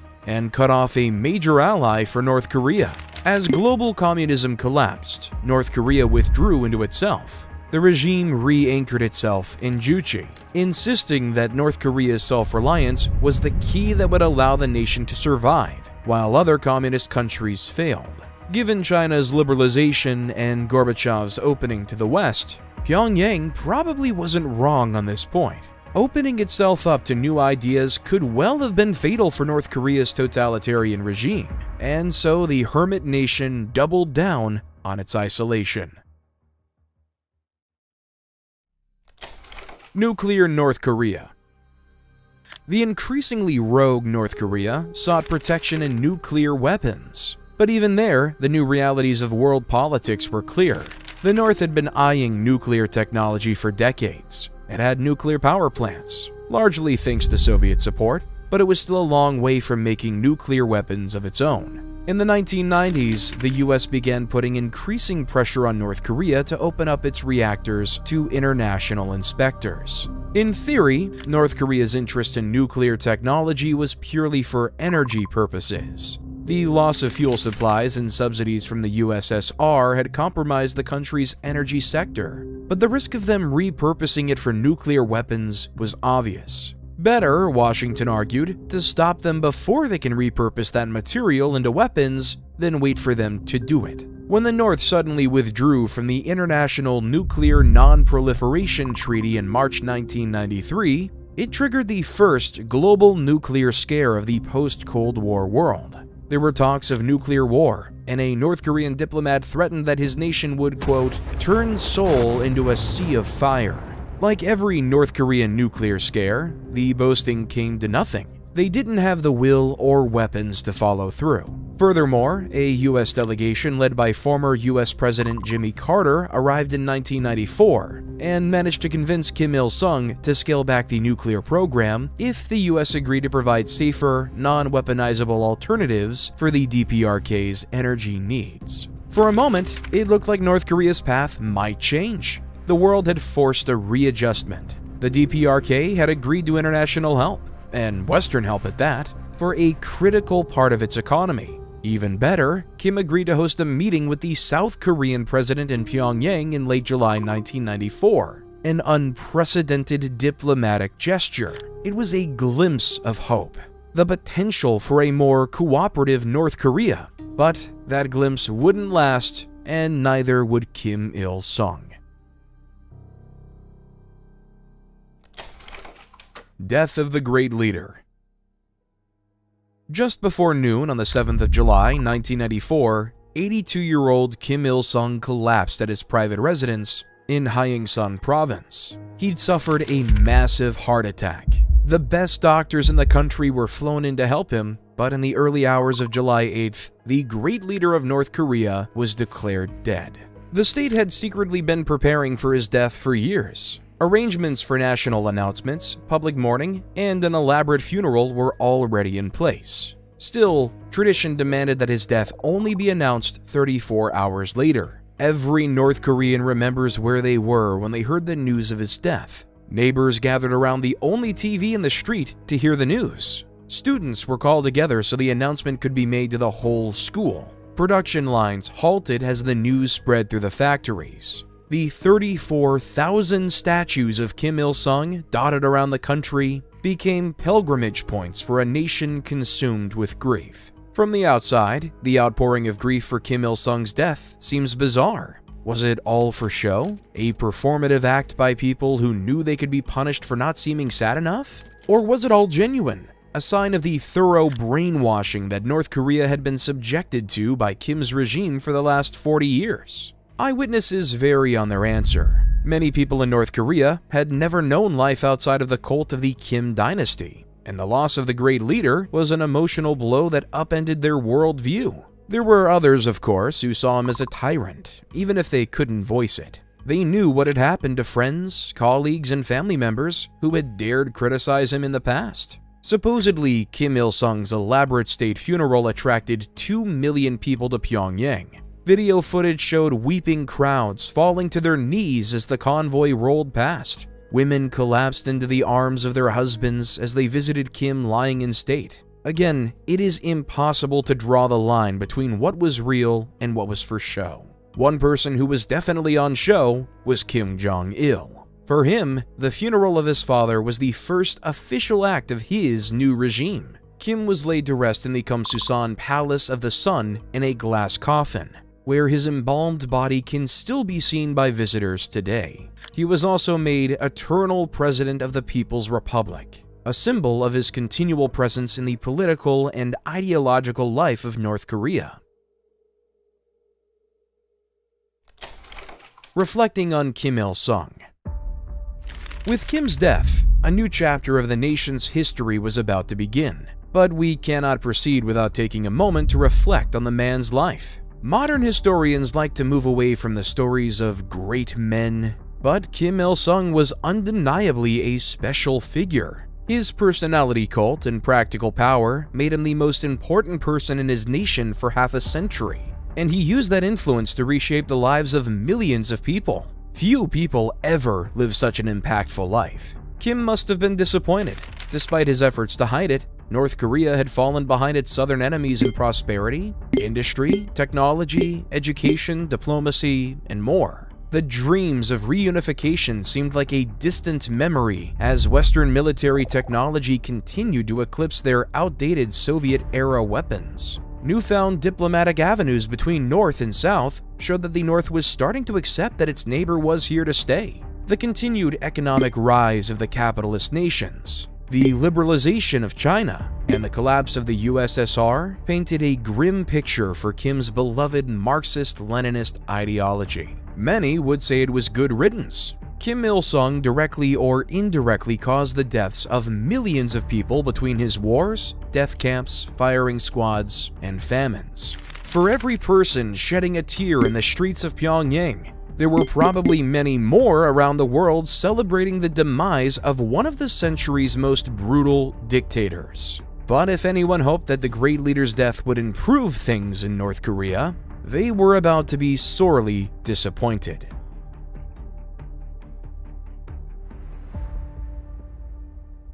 The reign of Kim Jong-il. The legend of Kim Jong-il.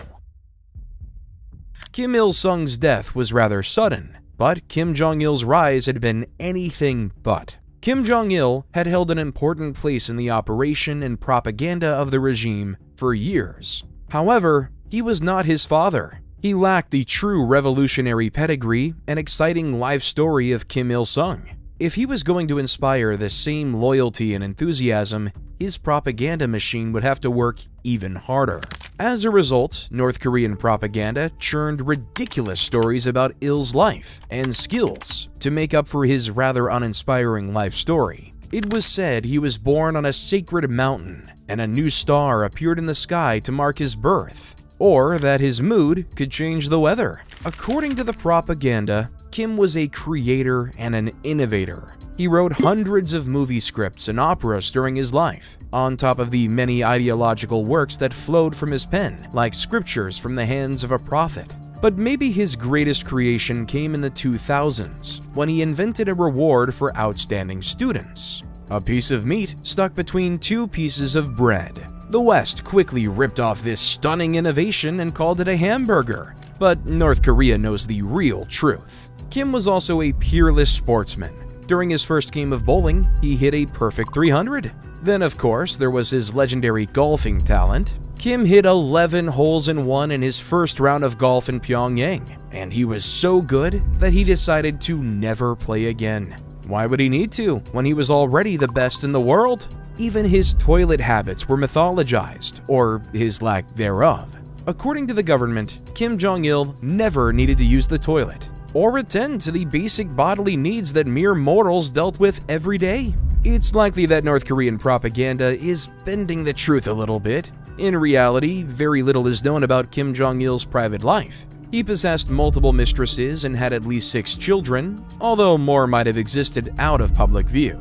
Despite his image as a staunch North Korean patriot, his undying love of Western films was a poorly kept secret of his private life, and one of the only things we really know about his life behind closed doors. The propaganda made the new Kim out to be extraordinary, but reality was ready to put that to the test.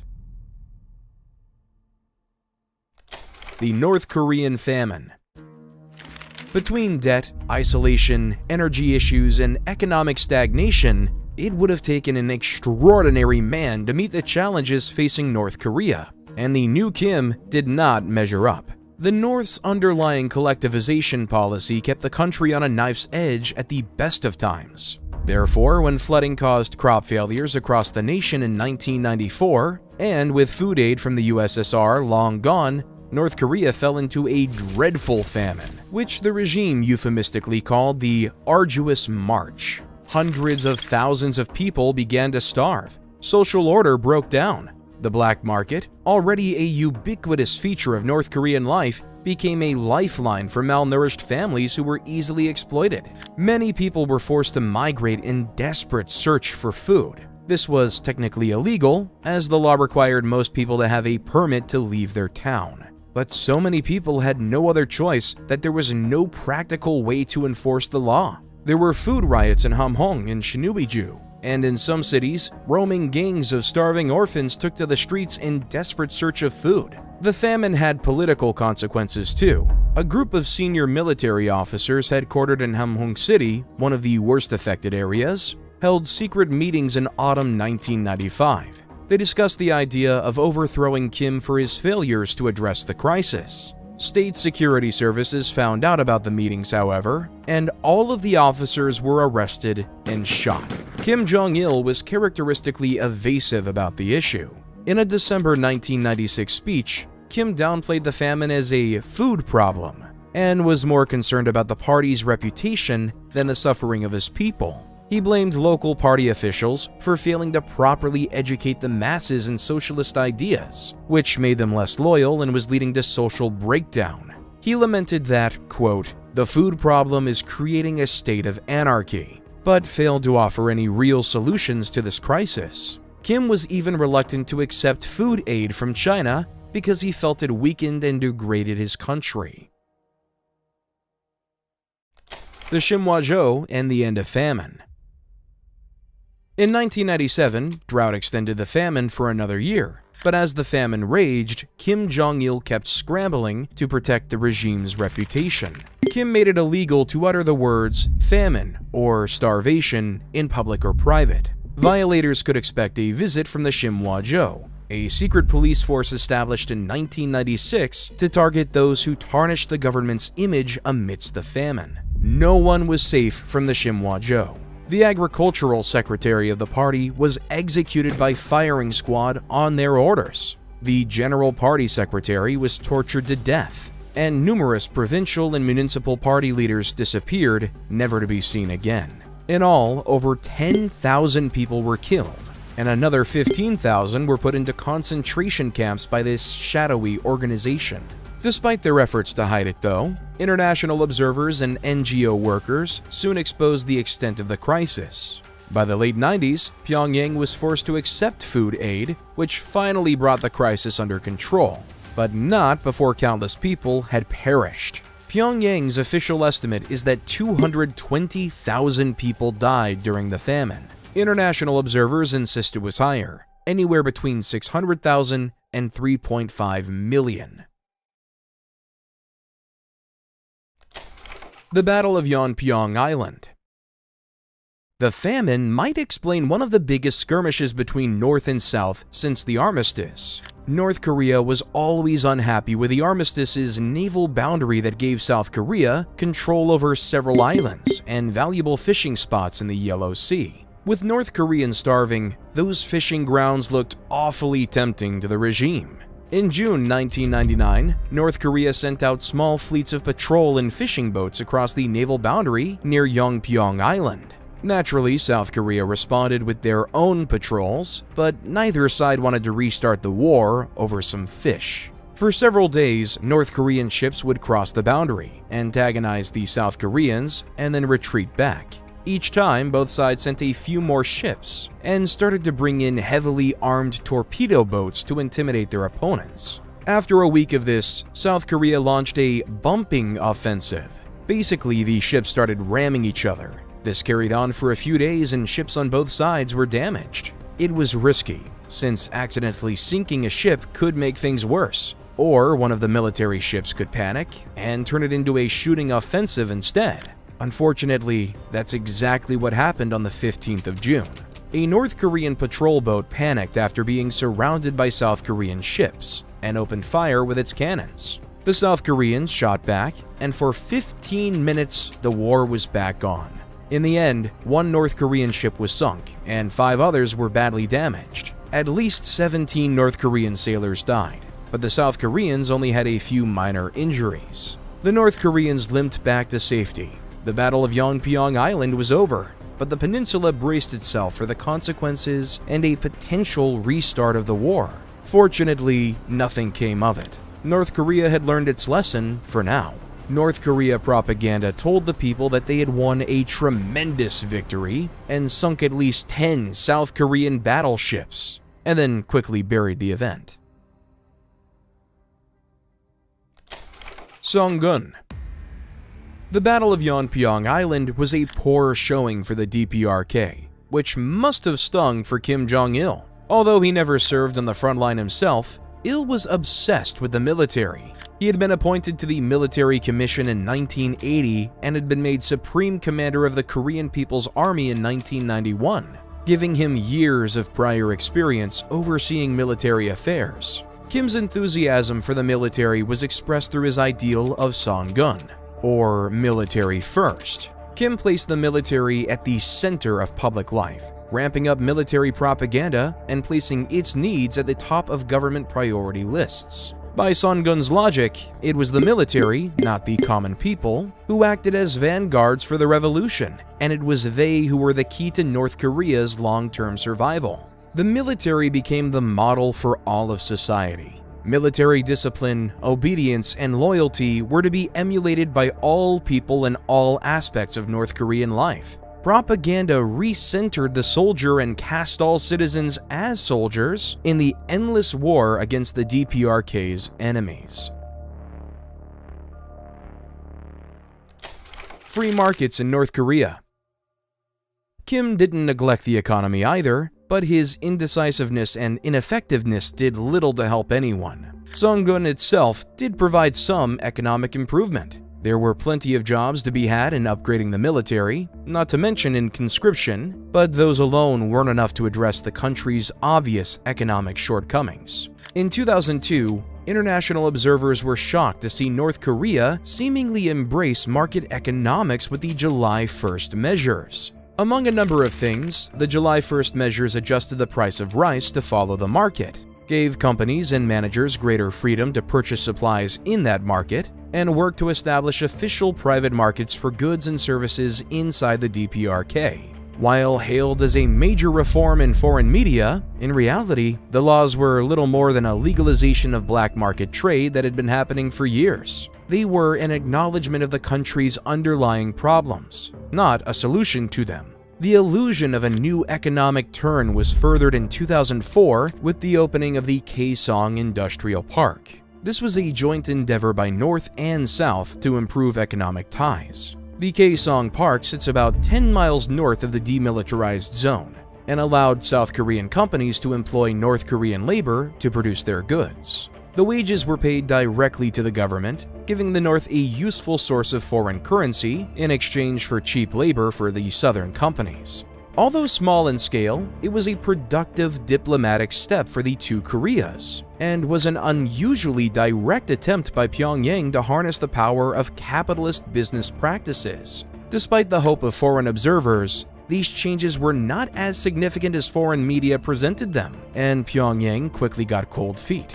After a few years, they clamped down hard on market training, banning all working-age men and later all women under 50 from participating in it. These bans probably didn't have much real effect on black market trading, but it signaled that Kim Jong-il had not suddenly become a fan of free market economics. George Bush and the Axis of Evil. As North Korea entered the new millennium, it found itself increasingly villainized by the world. After 2000, the Bush administration took an increasingly firm line on Pyongyang and turned up their rhetoric. North Korea also faced renewed scrutiny from an international community that saw it as a relic of times past. One driver of this new scrutiny was Lee Soon-ok, a defector who had spent 5 years in a North Korean concentration camp. Her 1999 memoir told tales of forced labor, the torture of prisoners, mandatory abortions, and public executions. In 2002, as part of the Bush administration's harder line on North Korea, she was invited to speak to the US Congress about her experiences there, holding up the dark underbelly of Kim's Korea for the world to see. In 2002, Bush described North Korea, alongside Iraq and Iran, as an axis of evil. In the wake of the 9/11 attacks, the US was wary of rogue states like the DPRK sponsoring attacks on American civilians. Given Kim Jong-il's involvement with terror attacks, such as the bombing of Flight 858, it wasn't an unreasonable concern. The US's allies joined in its caution towards Pyongyang, and neither Russia nor China was strong enough to be an alternative ally to challenge the US, as they had during the Cold War. Nuclear North Korea. It's perhaps no surprise that Kim Jong-il continued his country's nuclear program amidst this hostility. The 1994 nuclear agreement spearheaded by Jimmy Carter failed to prevent North Korea continuing its nuclear missile development. The Clinton administration had tried to engage Pyongyang in negotiations to stall the development of ballistic missiles, but achieved very little. And Kim Jong-il became skilled at using the nuclear program as leverage to gain more economic aid.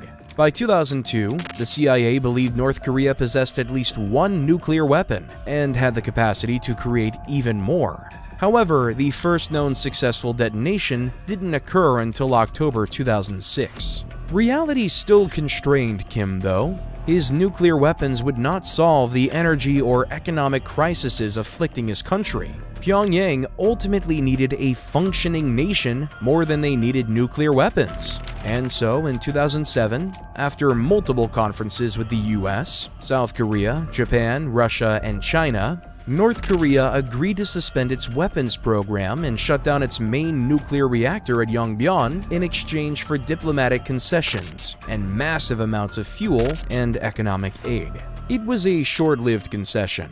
The North refused to accept international observers to inspect its reactors, and continued to test rockets that could be capable of delivering nuclear payloads. When the UN sanctioned them, the DPRK announced it was resuming its weapons program and reactor operations in full capacity.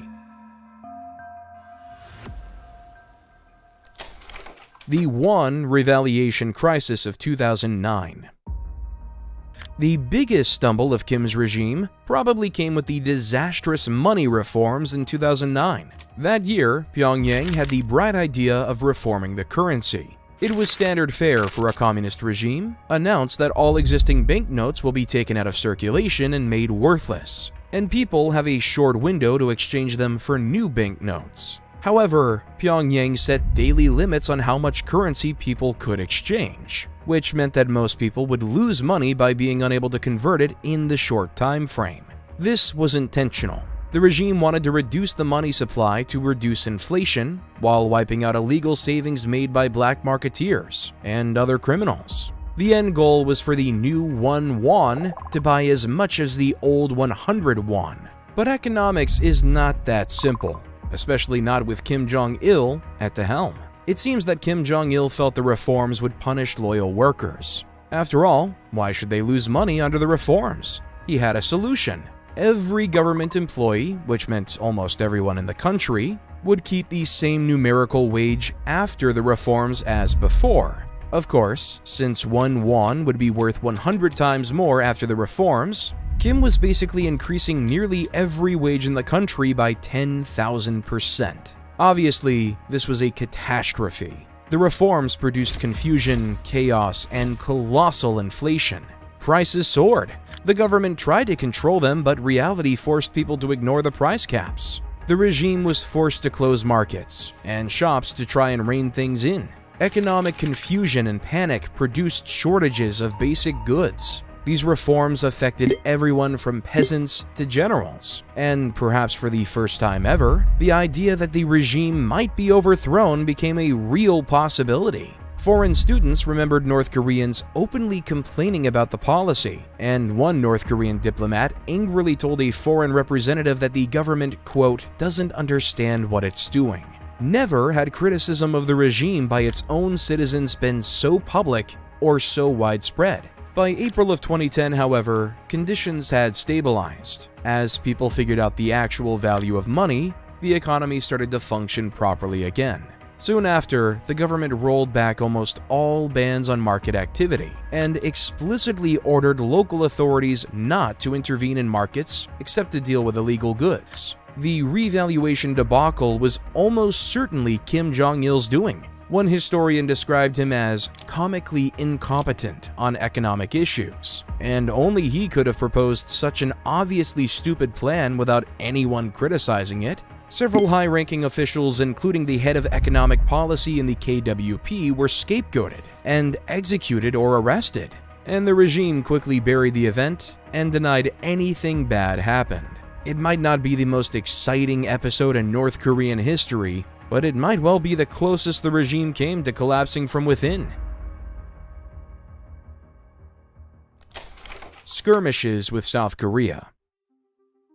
Internal problems did not stop North Korea creating external problems for itself, though. Kim apparently hadn't let go of the dispute over fishing grounds in the Yellow Sea that had spilled over into skirmishes early into his reign. North and South again exchanged fire over fishing rights off Daecheong Island in November 2009, resulting in an uncertain number of North Korean casualties. Given the tension in the area, it was natural for South Korea to keep ships nearby.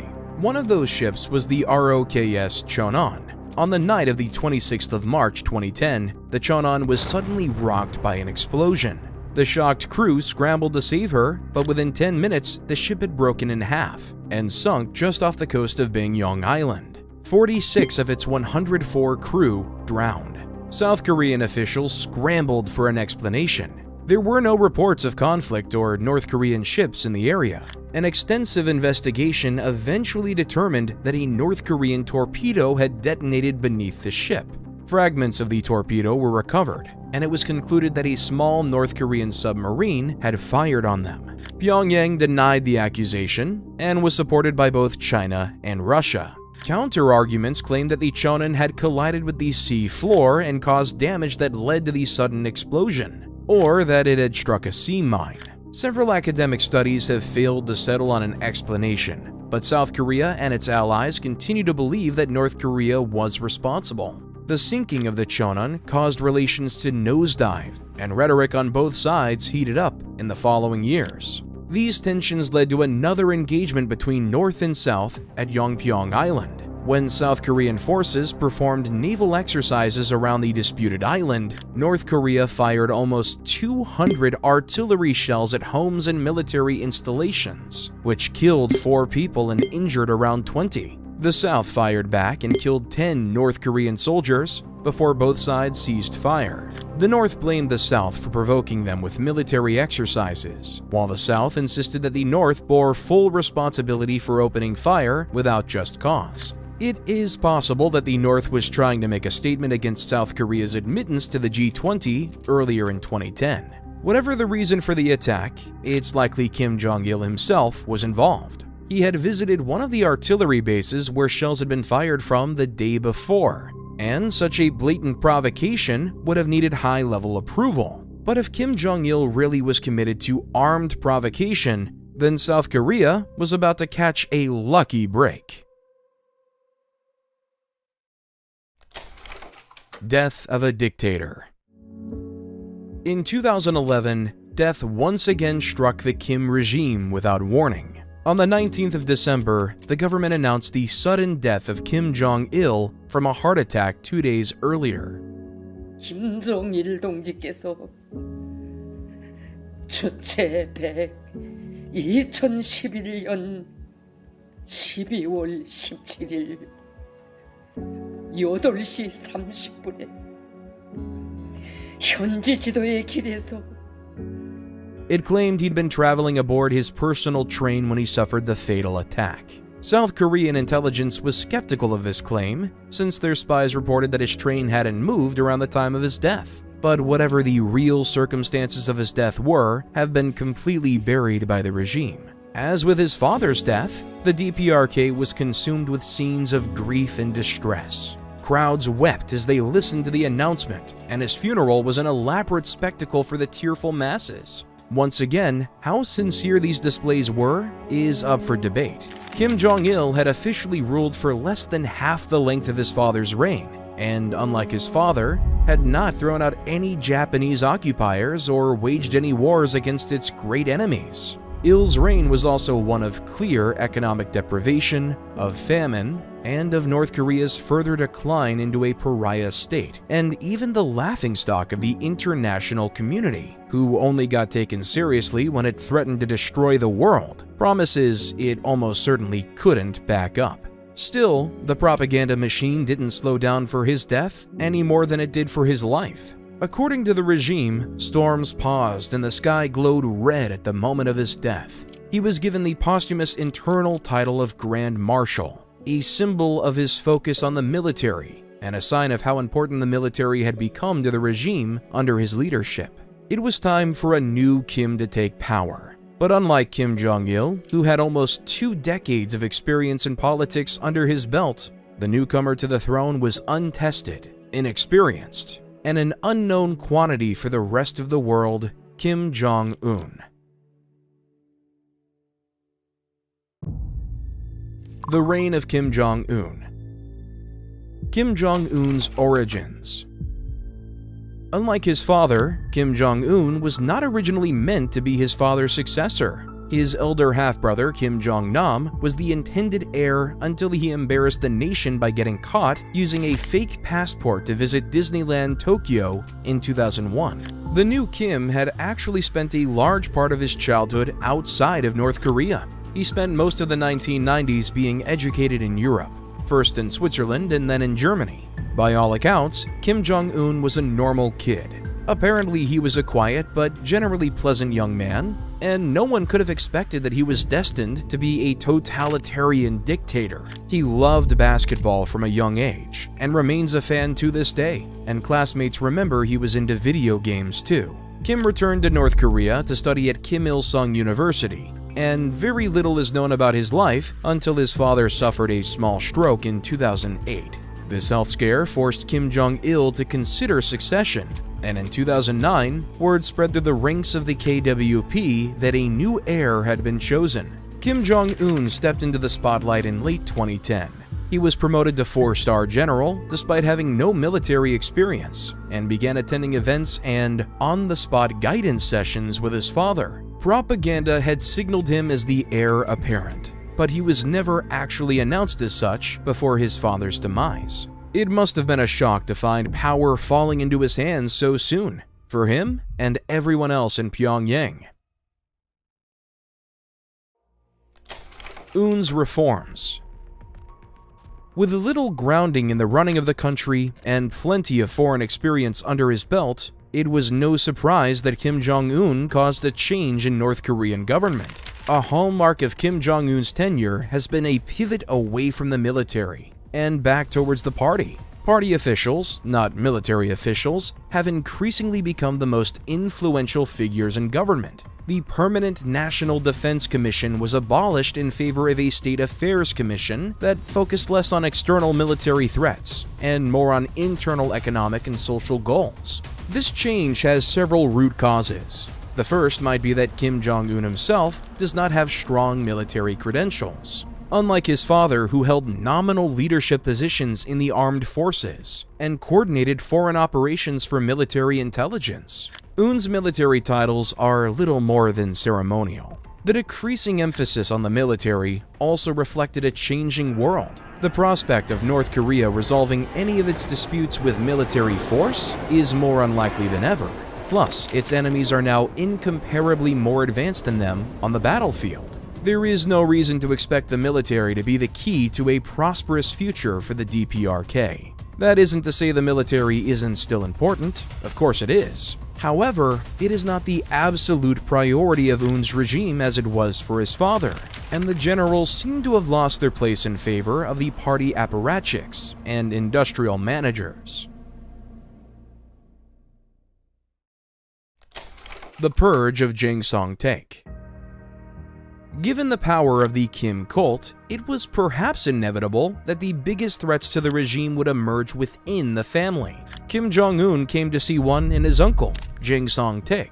Song-taek was a veteran administrator with decades of experience and many loyal allies in the regime.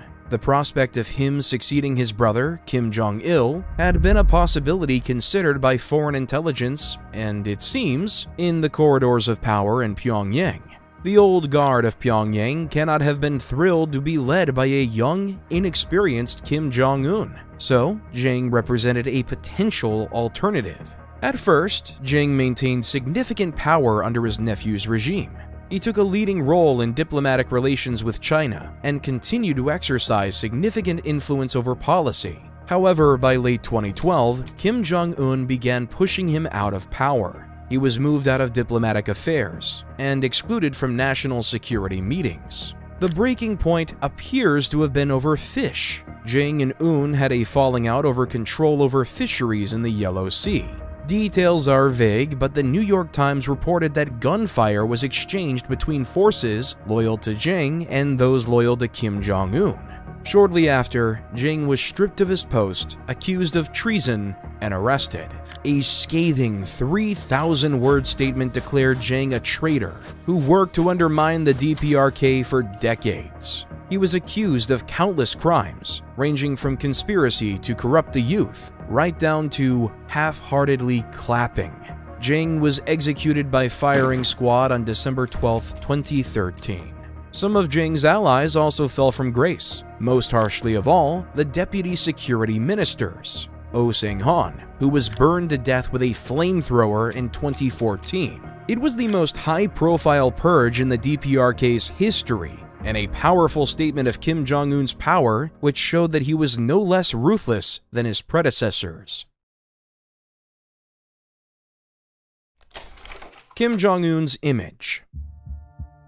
That being said, Kim has tried to show himself as a softer, more friendly leader than his father. Kim Il-sung and Kim Jong-il had projected the image of a paternal but firm military leader with deep ideological commitments. Kim Jong-un, on the other hand, quickly established himself as more concerned with social and economic issues than military ones, and proved to be more open to foreign culture within limits. In July 2012, Kim shocked the world by appearing at a flashy pop concert in Pyongyang, complete with Western music and unusually scandalous costume choices for an overly modest North Korea. There were also performers dressed as Western icons like Mickey Mouse and Winnie the Pooh.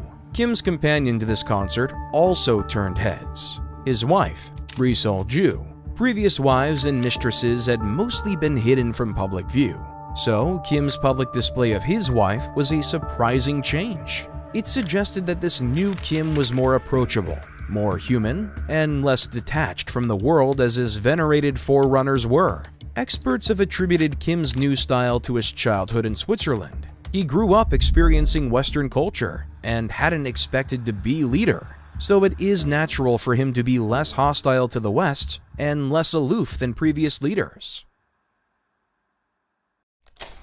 Basketball diplomacy. Nowhere has Kim's differences in attitude been more apparent than in his love of basketball. Kim's obsession with basketball has been lifelong. Schoolmates recalled that Kim was an enthusiastic basketball player and was often found sketching pictures of Michael Jordan in class. While he was generally shy, Kim was an entirely different person on the court, being more confident and competitive when playing than he ever was in regular life. Apparently, he had a room in his apartment in Germany filled with NBA merchandise and photos of famous players like Kobe Bryant. Unlike his father's love of Western films, however, Kim Jong-un has not been shy about showing his love for this iconically American game to the public. In 2013, legendary basketball player Dennis Rodman was surprised to receive an invite from Kim to visit Pyongyang. Rodman accepted and traveled there with several other players and a pack of journalists. This was the start of one of history's most bizarre friendships. Rodman has visited Kim several times, and the two enjoy a good relationship. Kim and Rodman have been pictured watching games and laughing together, and the two have exchanged gifts. In 2014, Rodman was roundly criticized in the Western media for singing Happy Birthday to the dictator. Happy birthday to you.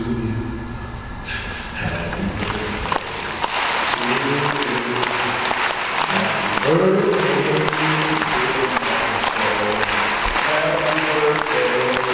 to you. Rodman has continued his friendship with Kim and visited North Korea multiple times. While Rodman has no official diplomatic role, his ability to exercise soft power and potentially influence Kim as his friend or raise delicate issues directly has been considered a useful diplomatic tool. Although Rodman does not appear to have achieved any diplomatic progress with this friendship, it remains one of the most unusual anecdotes in the history of an already unusual country. Culture laws. Kim's acknowledgement of foreign culture is surprising, but it is tightly controlled and very limited. It might even be misleading since in many ways, Kim Jong-un is harsher on foreign culture than his predecessors were. He has instituted a variety of harsh cultural laws designed to protect against foreign influence and preserve North Korea's own culture. Many things that the regime deems to be anti-socialist have been all but outlawed. The internet is the obvious first priority for controlling modern culture. Only a handful of people in the country may access the global internet, and even academic institutions are not permitted full access. The average North Korean is only permitted access to North Korea's special internet service called Goguryeo. Goguryeo is an entirely isolated network exclusive to the country that allows the regime to control all the information its citizens can access. Outside of the internet, music, film, and fashion which contradict Pyongyang's ideals and sense of morality are banned. One of South Korea's most famous exports, K-pop, has been described as a vicious cancer by Kim, and the New York Times reported that 7 people had been executed for listening to or sharing K-pop music. Western fashion, typically seen as too revealing and immodest, is prohibited. Haircuts are also famously controlled too. There are 15 state-permitted haircuts as of 2017, all of them designed to be practical for the good socialist worker and free of the needless extravagance of a capitalist consumer. These laws may seem strange to an outsider, but they make sense to the internal logic of North Korea. To allow any uncontrolled aspects of Western culture to slip through is to risk the fate of the USSR or China, who collapsed or reformed in the face of Western pressure. Furthermore, the thorough commodification of Western culture is a blatant capitalist intrusion upon the North's continued commitment to socialism. In Kim's eyes, the K-pop itself isn't really the issue, but what it represents, a seemingly unstoppable wave of foreign influence that his regime must contain in order to protect North Korea's way of life. Day in the life of an average North Korean. So, what does life look like for an average North Korean today? Most people wake up, attend to their family, go to their state-assigned job, and savor their leisure time when they can. Propaganda speakers blare in the background, and state-mandated events or holidays occasionally disrupt life. But the average day for a North Korean citizen is not some alien venture. The average North Korean is far poorer than the average Westerner. They do not have access to the same diverse range of food, heaps of modern technology, fancy clothes, or other luxuries. As of 2019, just 26% of households had access to electricity, rising to just over a third for those in urban areas. Some of the larger cities have also seen increased automobile ownership in recent years, although the average rural family will never own a vehicle. Some of these more rural areas are truly undeveloped. Isolated villages might not even have running water, let alone electricity. Although most people live in relative poverty, there is a growing middle class in the big cities. A comfortable lifestyle with expensive restaurants and department stores are increasingly available to the middle classes, even if that middle class is a small percentage of the population. The contrast between rich and poor can be astounding. Defectors have always stressed that, above all, North Koreans are normal people too. The regime and its ideology are more prominent in their life than such things are for most people, but they fade into the background in the day-to-day. Like everyone else in the world, the average North Korean is more concerned about their family, their job, their love life, their friends and hobbies than they are about the ideological mission of their country. Many may believe wholeheartedly in it, and some certainly oppose it, but most people fall somewhere in between. As long as they can live their lives, politics is a secondary concern. Nuclear threats. It can be easy to forget that North Korea is a nation of normal people when most of our exposure to the country seems to come from its promises of nuclear destruction upon its enemies. Kim Jong-un has re-emphasized the old idea of Byungjin, applied specifically to the country's nuclear mission, believing that the economic future of the nation is inseparable from its ability to acquire nuclear weapons. Even education is pivoted towards it, with the best students encouraged to enter nuclear-related fields, and graduates frequently being snapped up by the nuclear weapons development sector. While Kim Jong-il had seen to the creation of his country's first nuclear weapon, Kim Jong-un's task was delivery. His regime has been especially interested in ballistic missile technology that would allow it to deliver those weapons onto enemy soil. Kim signaled his commitment to this early, even in the face of international condemnation. The launch of the Kwangmyongsong-3 satellite in December 2012 was roundly condemned because it was seen as a thinly veiled attempt to test ballistic missile technology. Since the rocket utilized the same technology, the launch led to increased rhetoric on both sides, which only worsened when the North claimed to detonate another nuclear device in early 2013. During a disarmament conference in Geneva shortly after, a North Korean diplomat even threatened the final destruction of South Korea. As has become a pattern for Kim Jong-un's regime, these provocative nuclear tests heightened tensions for a few months before ebbing away. It occurred again in November 2017 when the DPRK test-fired its first nuclear-capable ballistic missile, the Hwasong-15. The Hwasong test was critical because it proved that North Korea had missiles capable of hitting the continental United States.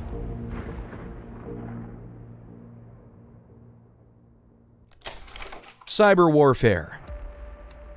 While its nuclear program grabs headlines, arguably Pyongyang's most potent modern weapon is cyber warfare. Even Kim Jong-il was conscious of the power of new technology and supposedly once said, quote, "If the internet is like a gun, cyber attacks are like atomic bombs." The North's cyber capabilities are nothing to scoff at. Pyongyang maintains an army of talented hackers that strengthen the regime in many ways, from running international scams to steal money, to hacking into foreign military databases to pillage data. A 2019 UN report estimated that North Korea had raised $2 billion from this type of cybercrime. Most people in the West first realized the power of North Korean cybercrime in 2014 when Sony released the Seth Rogen and James Franco comedy The Interview, a film where the clumsy heroes must infiltrate North Korea and assassinate Kim Jong-un himself. Pyongyang was furious, calling it provocative insanity and a most blatant act of terrorism and war. In response, DPRK hackers broke into Sony's systems, leaking emails, salaries, scripts, and even whole films that hadn't been released. The entire company was crippled for days in what President Obama denounced as an act of cyber vandalism. A more elaborate and damaging cyber attack occurred throughout 2015, when hackers spent months infiltrating the Bangladesh National Bank. They spent months creating backdoors into systems that allowed them to place withdrawal requests for massive amounts of money. The hackers attempted to withdraw almost $1 billion in February 2016 and made off with $101 million before security systems caught on. That same year, North Korean hackers stole over 200 gigabytes of top-secret military intelligence from South Korea in 2016, including detailed plans for a conflict with the North and an assassination plot for Kim Jong-un. Probably the worst cyber attack was a 2017 ransomware attack, where around 300,000 computers across the world were struck with a crypto worm. North Korean hackers targeted computers belonging to numerous organizations, ranging from Microsoft to the British National Health Service, demanding payment in Bitcoin for the attack to stop. It took over 7 hours for the attack to be contained, and several days for it to be fully stopped, and in that time it caused billions in damages. The world has adapted to North Korea's capabilities, and governments now take the threat extremely seriously. But it is only a matter of time until Pyongyang's hackers strike again. Education. Of course, building that hacking network requires education, and that is something that the regime has also taken seriously since its inception. Universal education was put in place in 1959, guaranteeing up to 11 years of free education, including costs of uniforms, textbooks, and other necessities for all children. Official statistics assert that almost all children are enrolled for education in North Korea, and while some surely slip through the cracks, all evidence supports the idea that education is one area that the DPRK has succeeded with. In 2012, Kim Jong-un expanded and adjusted that education provision. Now, the state guarantees 12 years of education on a 6-3-3 system of 6 years in elementary, 3 in middle school, and 3 in high school. Of course, propaganda is a big part of that education. The history of the revolution and the deeds of the Kim Dynasty are mandatory subjects in school, but North Korean children also receive a robust education in literacy, mathematics, and other subjects that stand up to the education available in most developed countries. Higher education is more limited. Being so closed off, North Korea has a small community of academics and very little chance to participate in global academic debate. Higher education therefore focuses on producing practical skills, especially in fields that have military applications. The peak of the higher education period is Pyongyang's Kim Il-sung University. With 16,000 students, it is by far the largest and best-funded university in the country. In recent years, Kim Jong-un has opened the country to limited academic exchange. Several hundred students, mostly Chinese, are permitted to study in North Korea, although they are closely watched. Increasingly, the most exceptional and trustworthy North Korean students have been granted permission to study abroad. The regime has long recognized that North Korean education cannot match that available elsewhere, or else Kim Jong-un himself would have been fully educated in country. And these students offer a chance to bring foreign knowledge and skills back for the benefit of the DPRK. Tourism in North Korea. Students aren't the only people coming into North Korea more often since Kim Jong-un took power. As of 2013, tightly controlled and well-monitored tourist groups have been allowed to enter North Korea. This is no simple holiday. Regime officials travel with tour groups everywhere. Itineraries must be adhered to without question, and tourists may not ask unapproved questions or enter unapproved places during their time in the DPRK. Most foreign tourists will stay at the Yonggak-do International Hotel in Pyongyang. It has many of the amenities one would expect from a hotel: a restaurant, a pool, a sauna, and even a massage room. Guests might find it hard to relax though. It is generally accepted that the authorities spy on every guest, and the entire 5th floor is strictly off-limits to tourists, where many believe the North Koreans oversee surveillance of the guests. Tourists are ushered to carefully prepared propaganda sites around the country. These include the giant statues of the Kim family, great projects like the Nampo Dam, and a series of resorts, aquatic parks, and other tourist sites constructed in recent years. Despite the propaganda hurled at them, tourists report that the North Korean people are generally friendly and somewhat curious about foreigners. They are still careful not to utter anything that will send them to a concentration camp, but tourism has allowed North Koreans to see that those beyond their borders aren't the destructive monsters that state propaganda depicts them as. Otto Frederick Warmbier.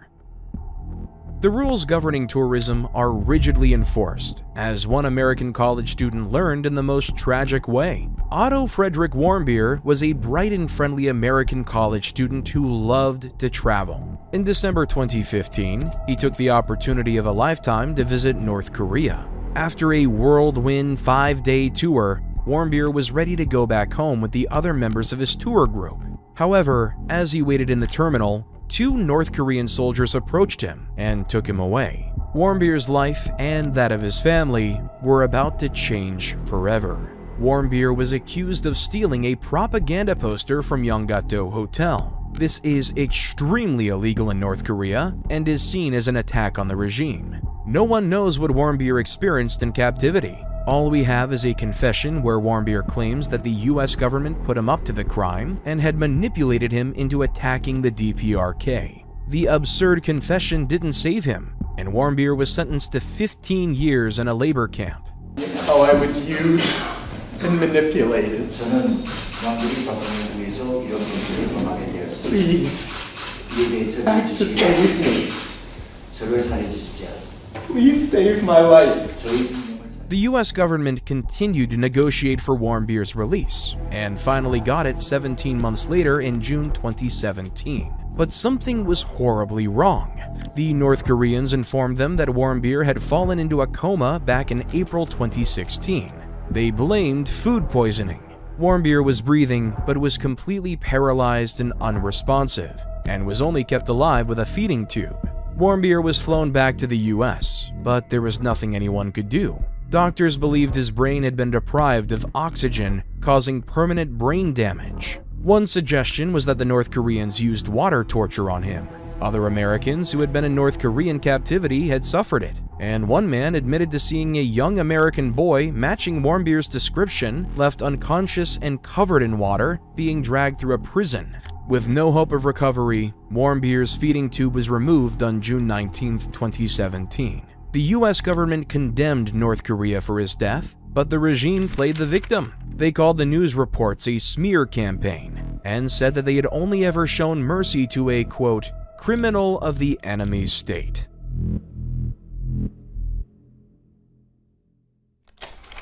Escaping North Korea. With everything we've heard, it's no surprise that so many people want to get out of North Korea. People have been escaping North Korea since its inception. The number of successful North Korean defectors has varied over time. It peaked at several thousand per year, with at least as many failed attempts under Kim Jong-il, before declining sharply under the tighter policies of Kim Jong-un. In 2022, just 67 defectors made it to South Korea. This decline has been driven almost entirely by improved border security along the few possible escape routes. The most obvious but risky escape route is across the DMZ. The border with South Korea is watched carefully by soldiers, and is covered in barbed wire fences, watchtowers, and even minefields. An alternative route is across the northern border with China. This border is watched too, with barbed wire and guard patrols covering huge parts of the border, but not all of the terrain can be easily watched. Mountainous passages and sheer cliffs offer a chance to slip by unnoticed. Guards can sometimes be bribed too, but it's risky. Even if a defector can get into China, they're not safe. The Chinese government has a standard policy to deport all defectors back to North Korea. Instead, the defectors must travel through China and enter Southeast Asia. Some go by land, while others follow the Mekong River until they reach the safety of countries like Thailand. Sea escapes to the Philippines are also known.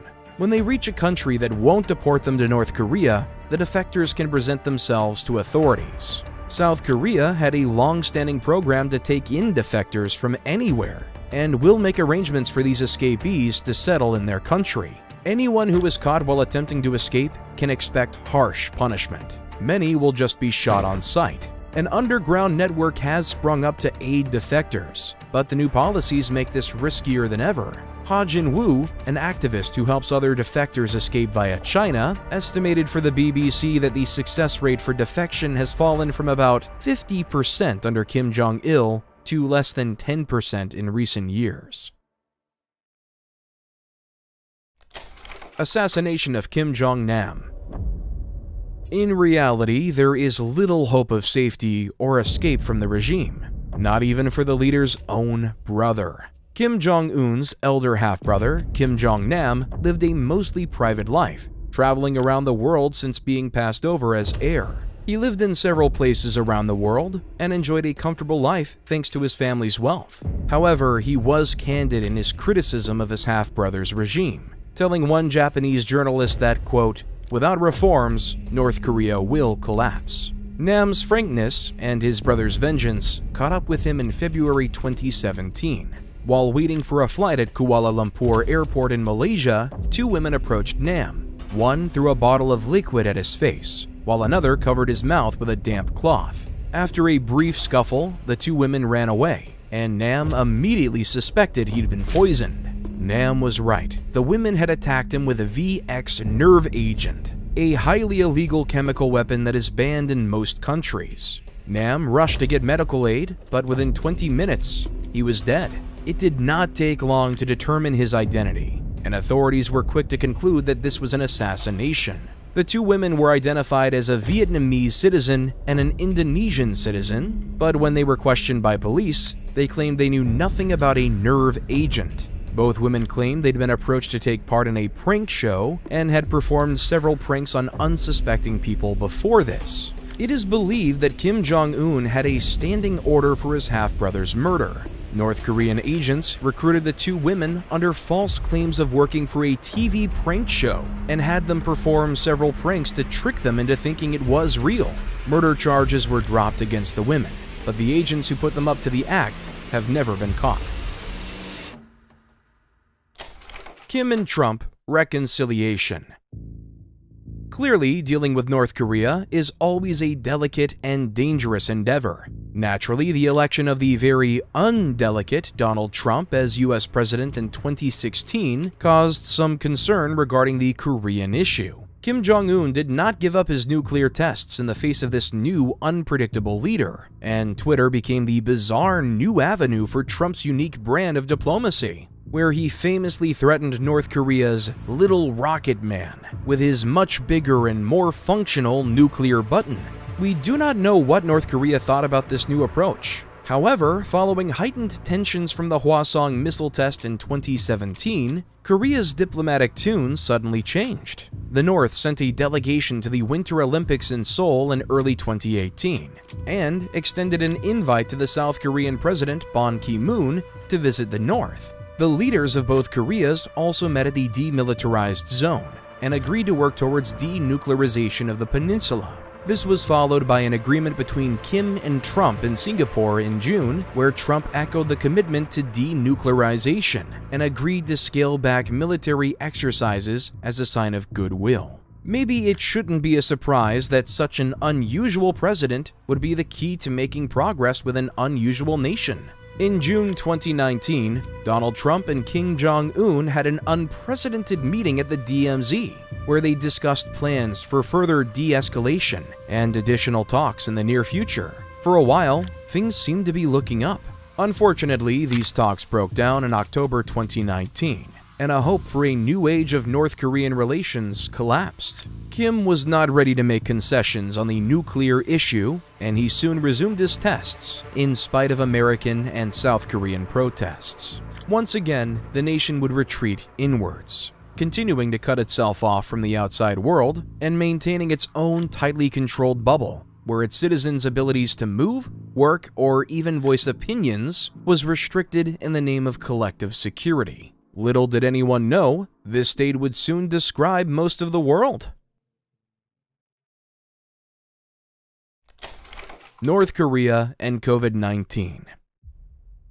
North Korea's isolation proved to be a blessing in January 2020 when COVID-19 hit. With entry to the country already under strict control and borders vigilantly watched by soldiers, it was easy for North Korea to seal itself off from the pandemic. Officially, North Korea avoided COVID for the whole of 2020 and 2021. Outside sources are skeptical that it was completely free, but no evidence of any widespread pandemic exists for the first 2 years. In fact, not much evidence for anything exists for those years from North Korea. Foreign governments had bigger concerns, and the North had no interest in opening up and letting the virus through, so we know even less about what happened there than we usually do. We do know that North Korea took COVID extremely seriously. Strict lockdowns were put in place, and thorough quarantine procedures were established for anyone with symptoms resembling COVID. When a single COVID-19 case was rumored in the city of Kaesong, Kim Jong-un locked down the whole city for 3 weeks. It was a false alarm, but it shows how harsh Kim's response to the pandemic was. It was reported that violators of North Korea's movement restrictions were executed, and in one case, the North Korean Navy killed a South Korean fisherman and sunk his ship because he posed a COVID risk. International trade almost completely stopped, and the regime rolled back its public parades, citing health concerns. However, given how tightly controlled life usually was in North Korea, the pandemic was much less of a change there than it was for most people in the world. North Korea's late pandemic. However, these measures weren't enough to escape entirely. North Korea announced its first COVID case to the world on the 12th of May, 2022. The government declared a national emergency, and Kim issued a statement saying that the nation faced its greatest challenge since the revolution. With reports of starvation due to food shortages on top of North Korea's poor medical system, outside observers feared a catastrophe. The fact that Pyongyang had turned down multiple vaccine offers was also a big concern.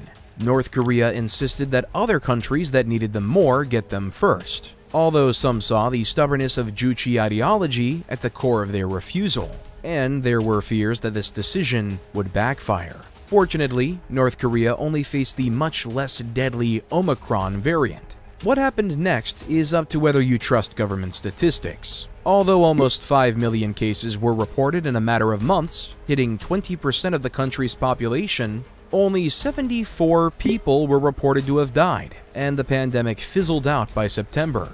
Most scholars on the topic believe the actual death toll is higher, probably in the thousands, but probably far smaller than the death toll seen in South Korea, or other countries that face the deadlier early waves. Like the rest of the world, North Korea emerged from the pandemic shaken and facing the prospect of a new and uncertain future. North Korea in 2023. 2023 has been a relatively quiet year for North Korea. It has continued its missile tests and issued its usual blustering statements about destroying the US and South Korea if they provoke them, but nothing out of the ordinary. In May, they tried to launch their first spy satellite based on technology from its ICBM project, but the rocket crashed into the sea after launch. They tried and failed again in August, and will no doubt try further tests in the future. North Korea grabbed headlines in late July with the rare defection of a US soldier across the border. Private Travis King was stationed in South Korea and was taking a walking tour of the border when he suddenly ran away from his group and crossed into North Korean territory. King, who is black, blamed racism and mistreatment in the US for making him defect. In truth, it probably had to do with him facing punishment for an assault he committed in South Korea. King was released back to US custody in September, and his fate is yet to be decided. Pyongyang has also grabbed headlines for its tacit support of Russia's invasion of Ukraine. Kim Jong-un met Vladimir Putin in September to discuss the possibility of supplying weapons for the war effort. Kim, like Putin, sees the conflict as a proxy war against its great enemies in the United States and NATO. Things are quite different today than from the 1950s, but Pyongyang and Moscow still see themselves as allies in an endless confrontation against the capitalist Western powers. Whether that war ever comes, and whether the Kim regime will be around to see it, is anyone's guess. The future of North Korea. It has been said that North Korea has two paths to collapse: to reform or not to reform. To continue unchanged will inevitably bring about collapse as the world leaves it behind, but mismanaged reform that doesn't do enough or does too much too quickly risks toppling the system altogether. Back in 2011, Kim Jong-nam, who might be expected to have known a thing or two about his family's regime, commented that, the North Korean leadership is stuck in a bind. Without reforms, the country's economy will go bankrupt, but reforms are fraught with the danger of systemic collapse. Kim Jong-un seems to be trying to forge a middle path. Kim's internal shift away from military power, his openness to tourism and education, and his embracing of modern technology and some limited foreign culture hint at a prospect of change. However, the ever tighter grip the regime wields over its people, its stronger border enforcement, and its continued nuclear threats show that Pyongyang is far from ready to set aside its old ways and seek a new path of peace and cooperation. As global tensions increase between the West and both Russia and China, North Korea continues to be anchored to its old allies, even if it increasingly feels like a bizarre relic of a bygone era. Meanwhile, the contrast between North and South is extreme. Per capita income in the South is about 15 times higher than the North, by far the largest income gap between two nations that share a land border anywhere in the world. To put that in context, the much-touted disparity between West and East Germany that helped inspire the toppling of the Berlin Wall was an income ratio of 3-to-1 in favor of the West. The shock so many North Korean defectors feel upon reaching the South is entirely unsurprising. Many people have tried to predict where North Korea will go, and many people have been wrong. For now, North Korea is here to stay. It shows no sign of imminent collapse, and no one has the inclination to force it over the edge either. Still, its economic failures and its inability to keep up with a changing world might one day spell the end for this peculiar little country, or at least for its government.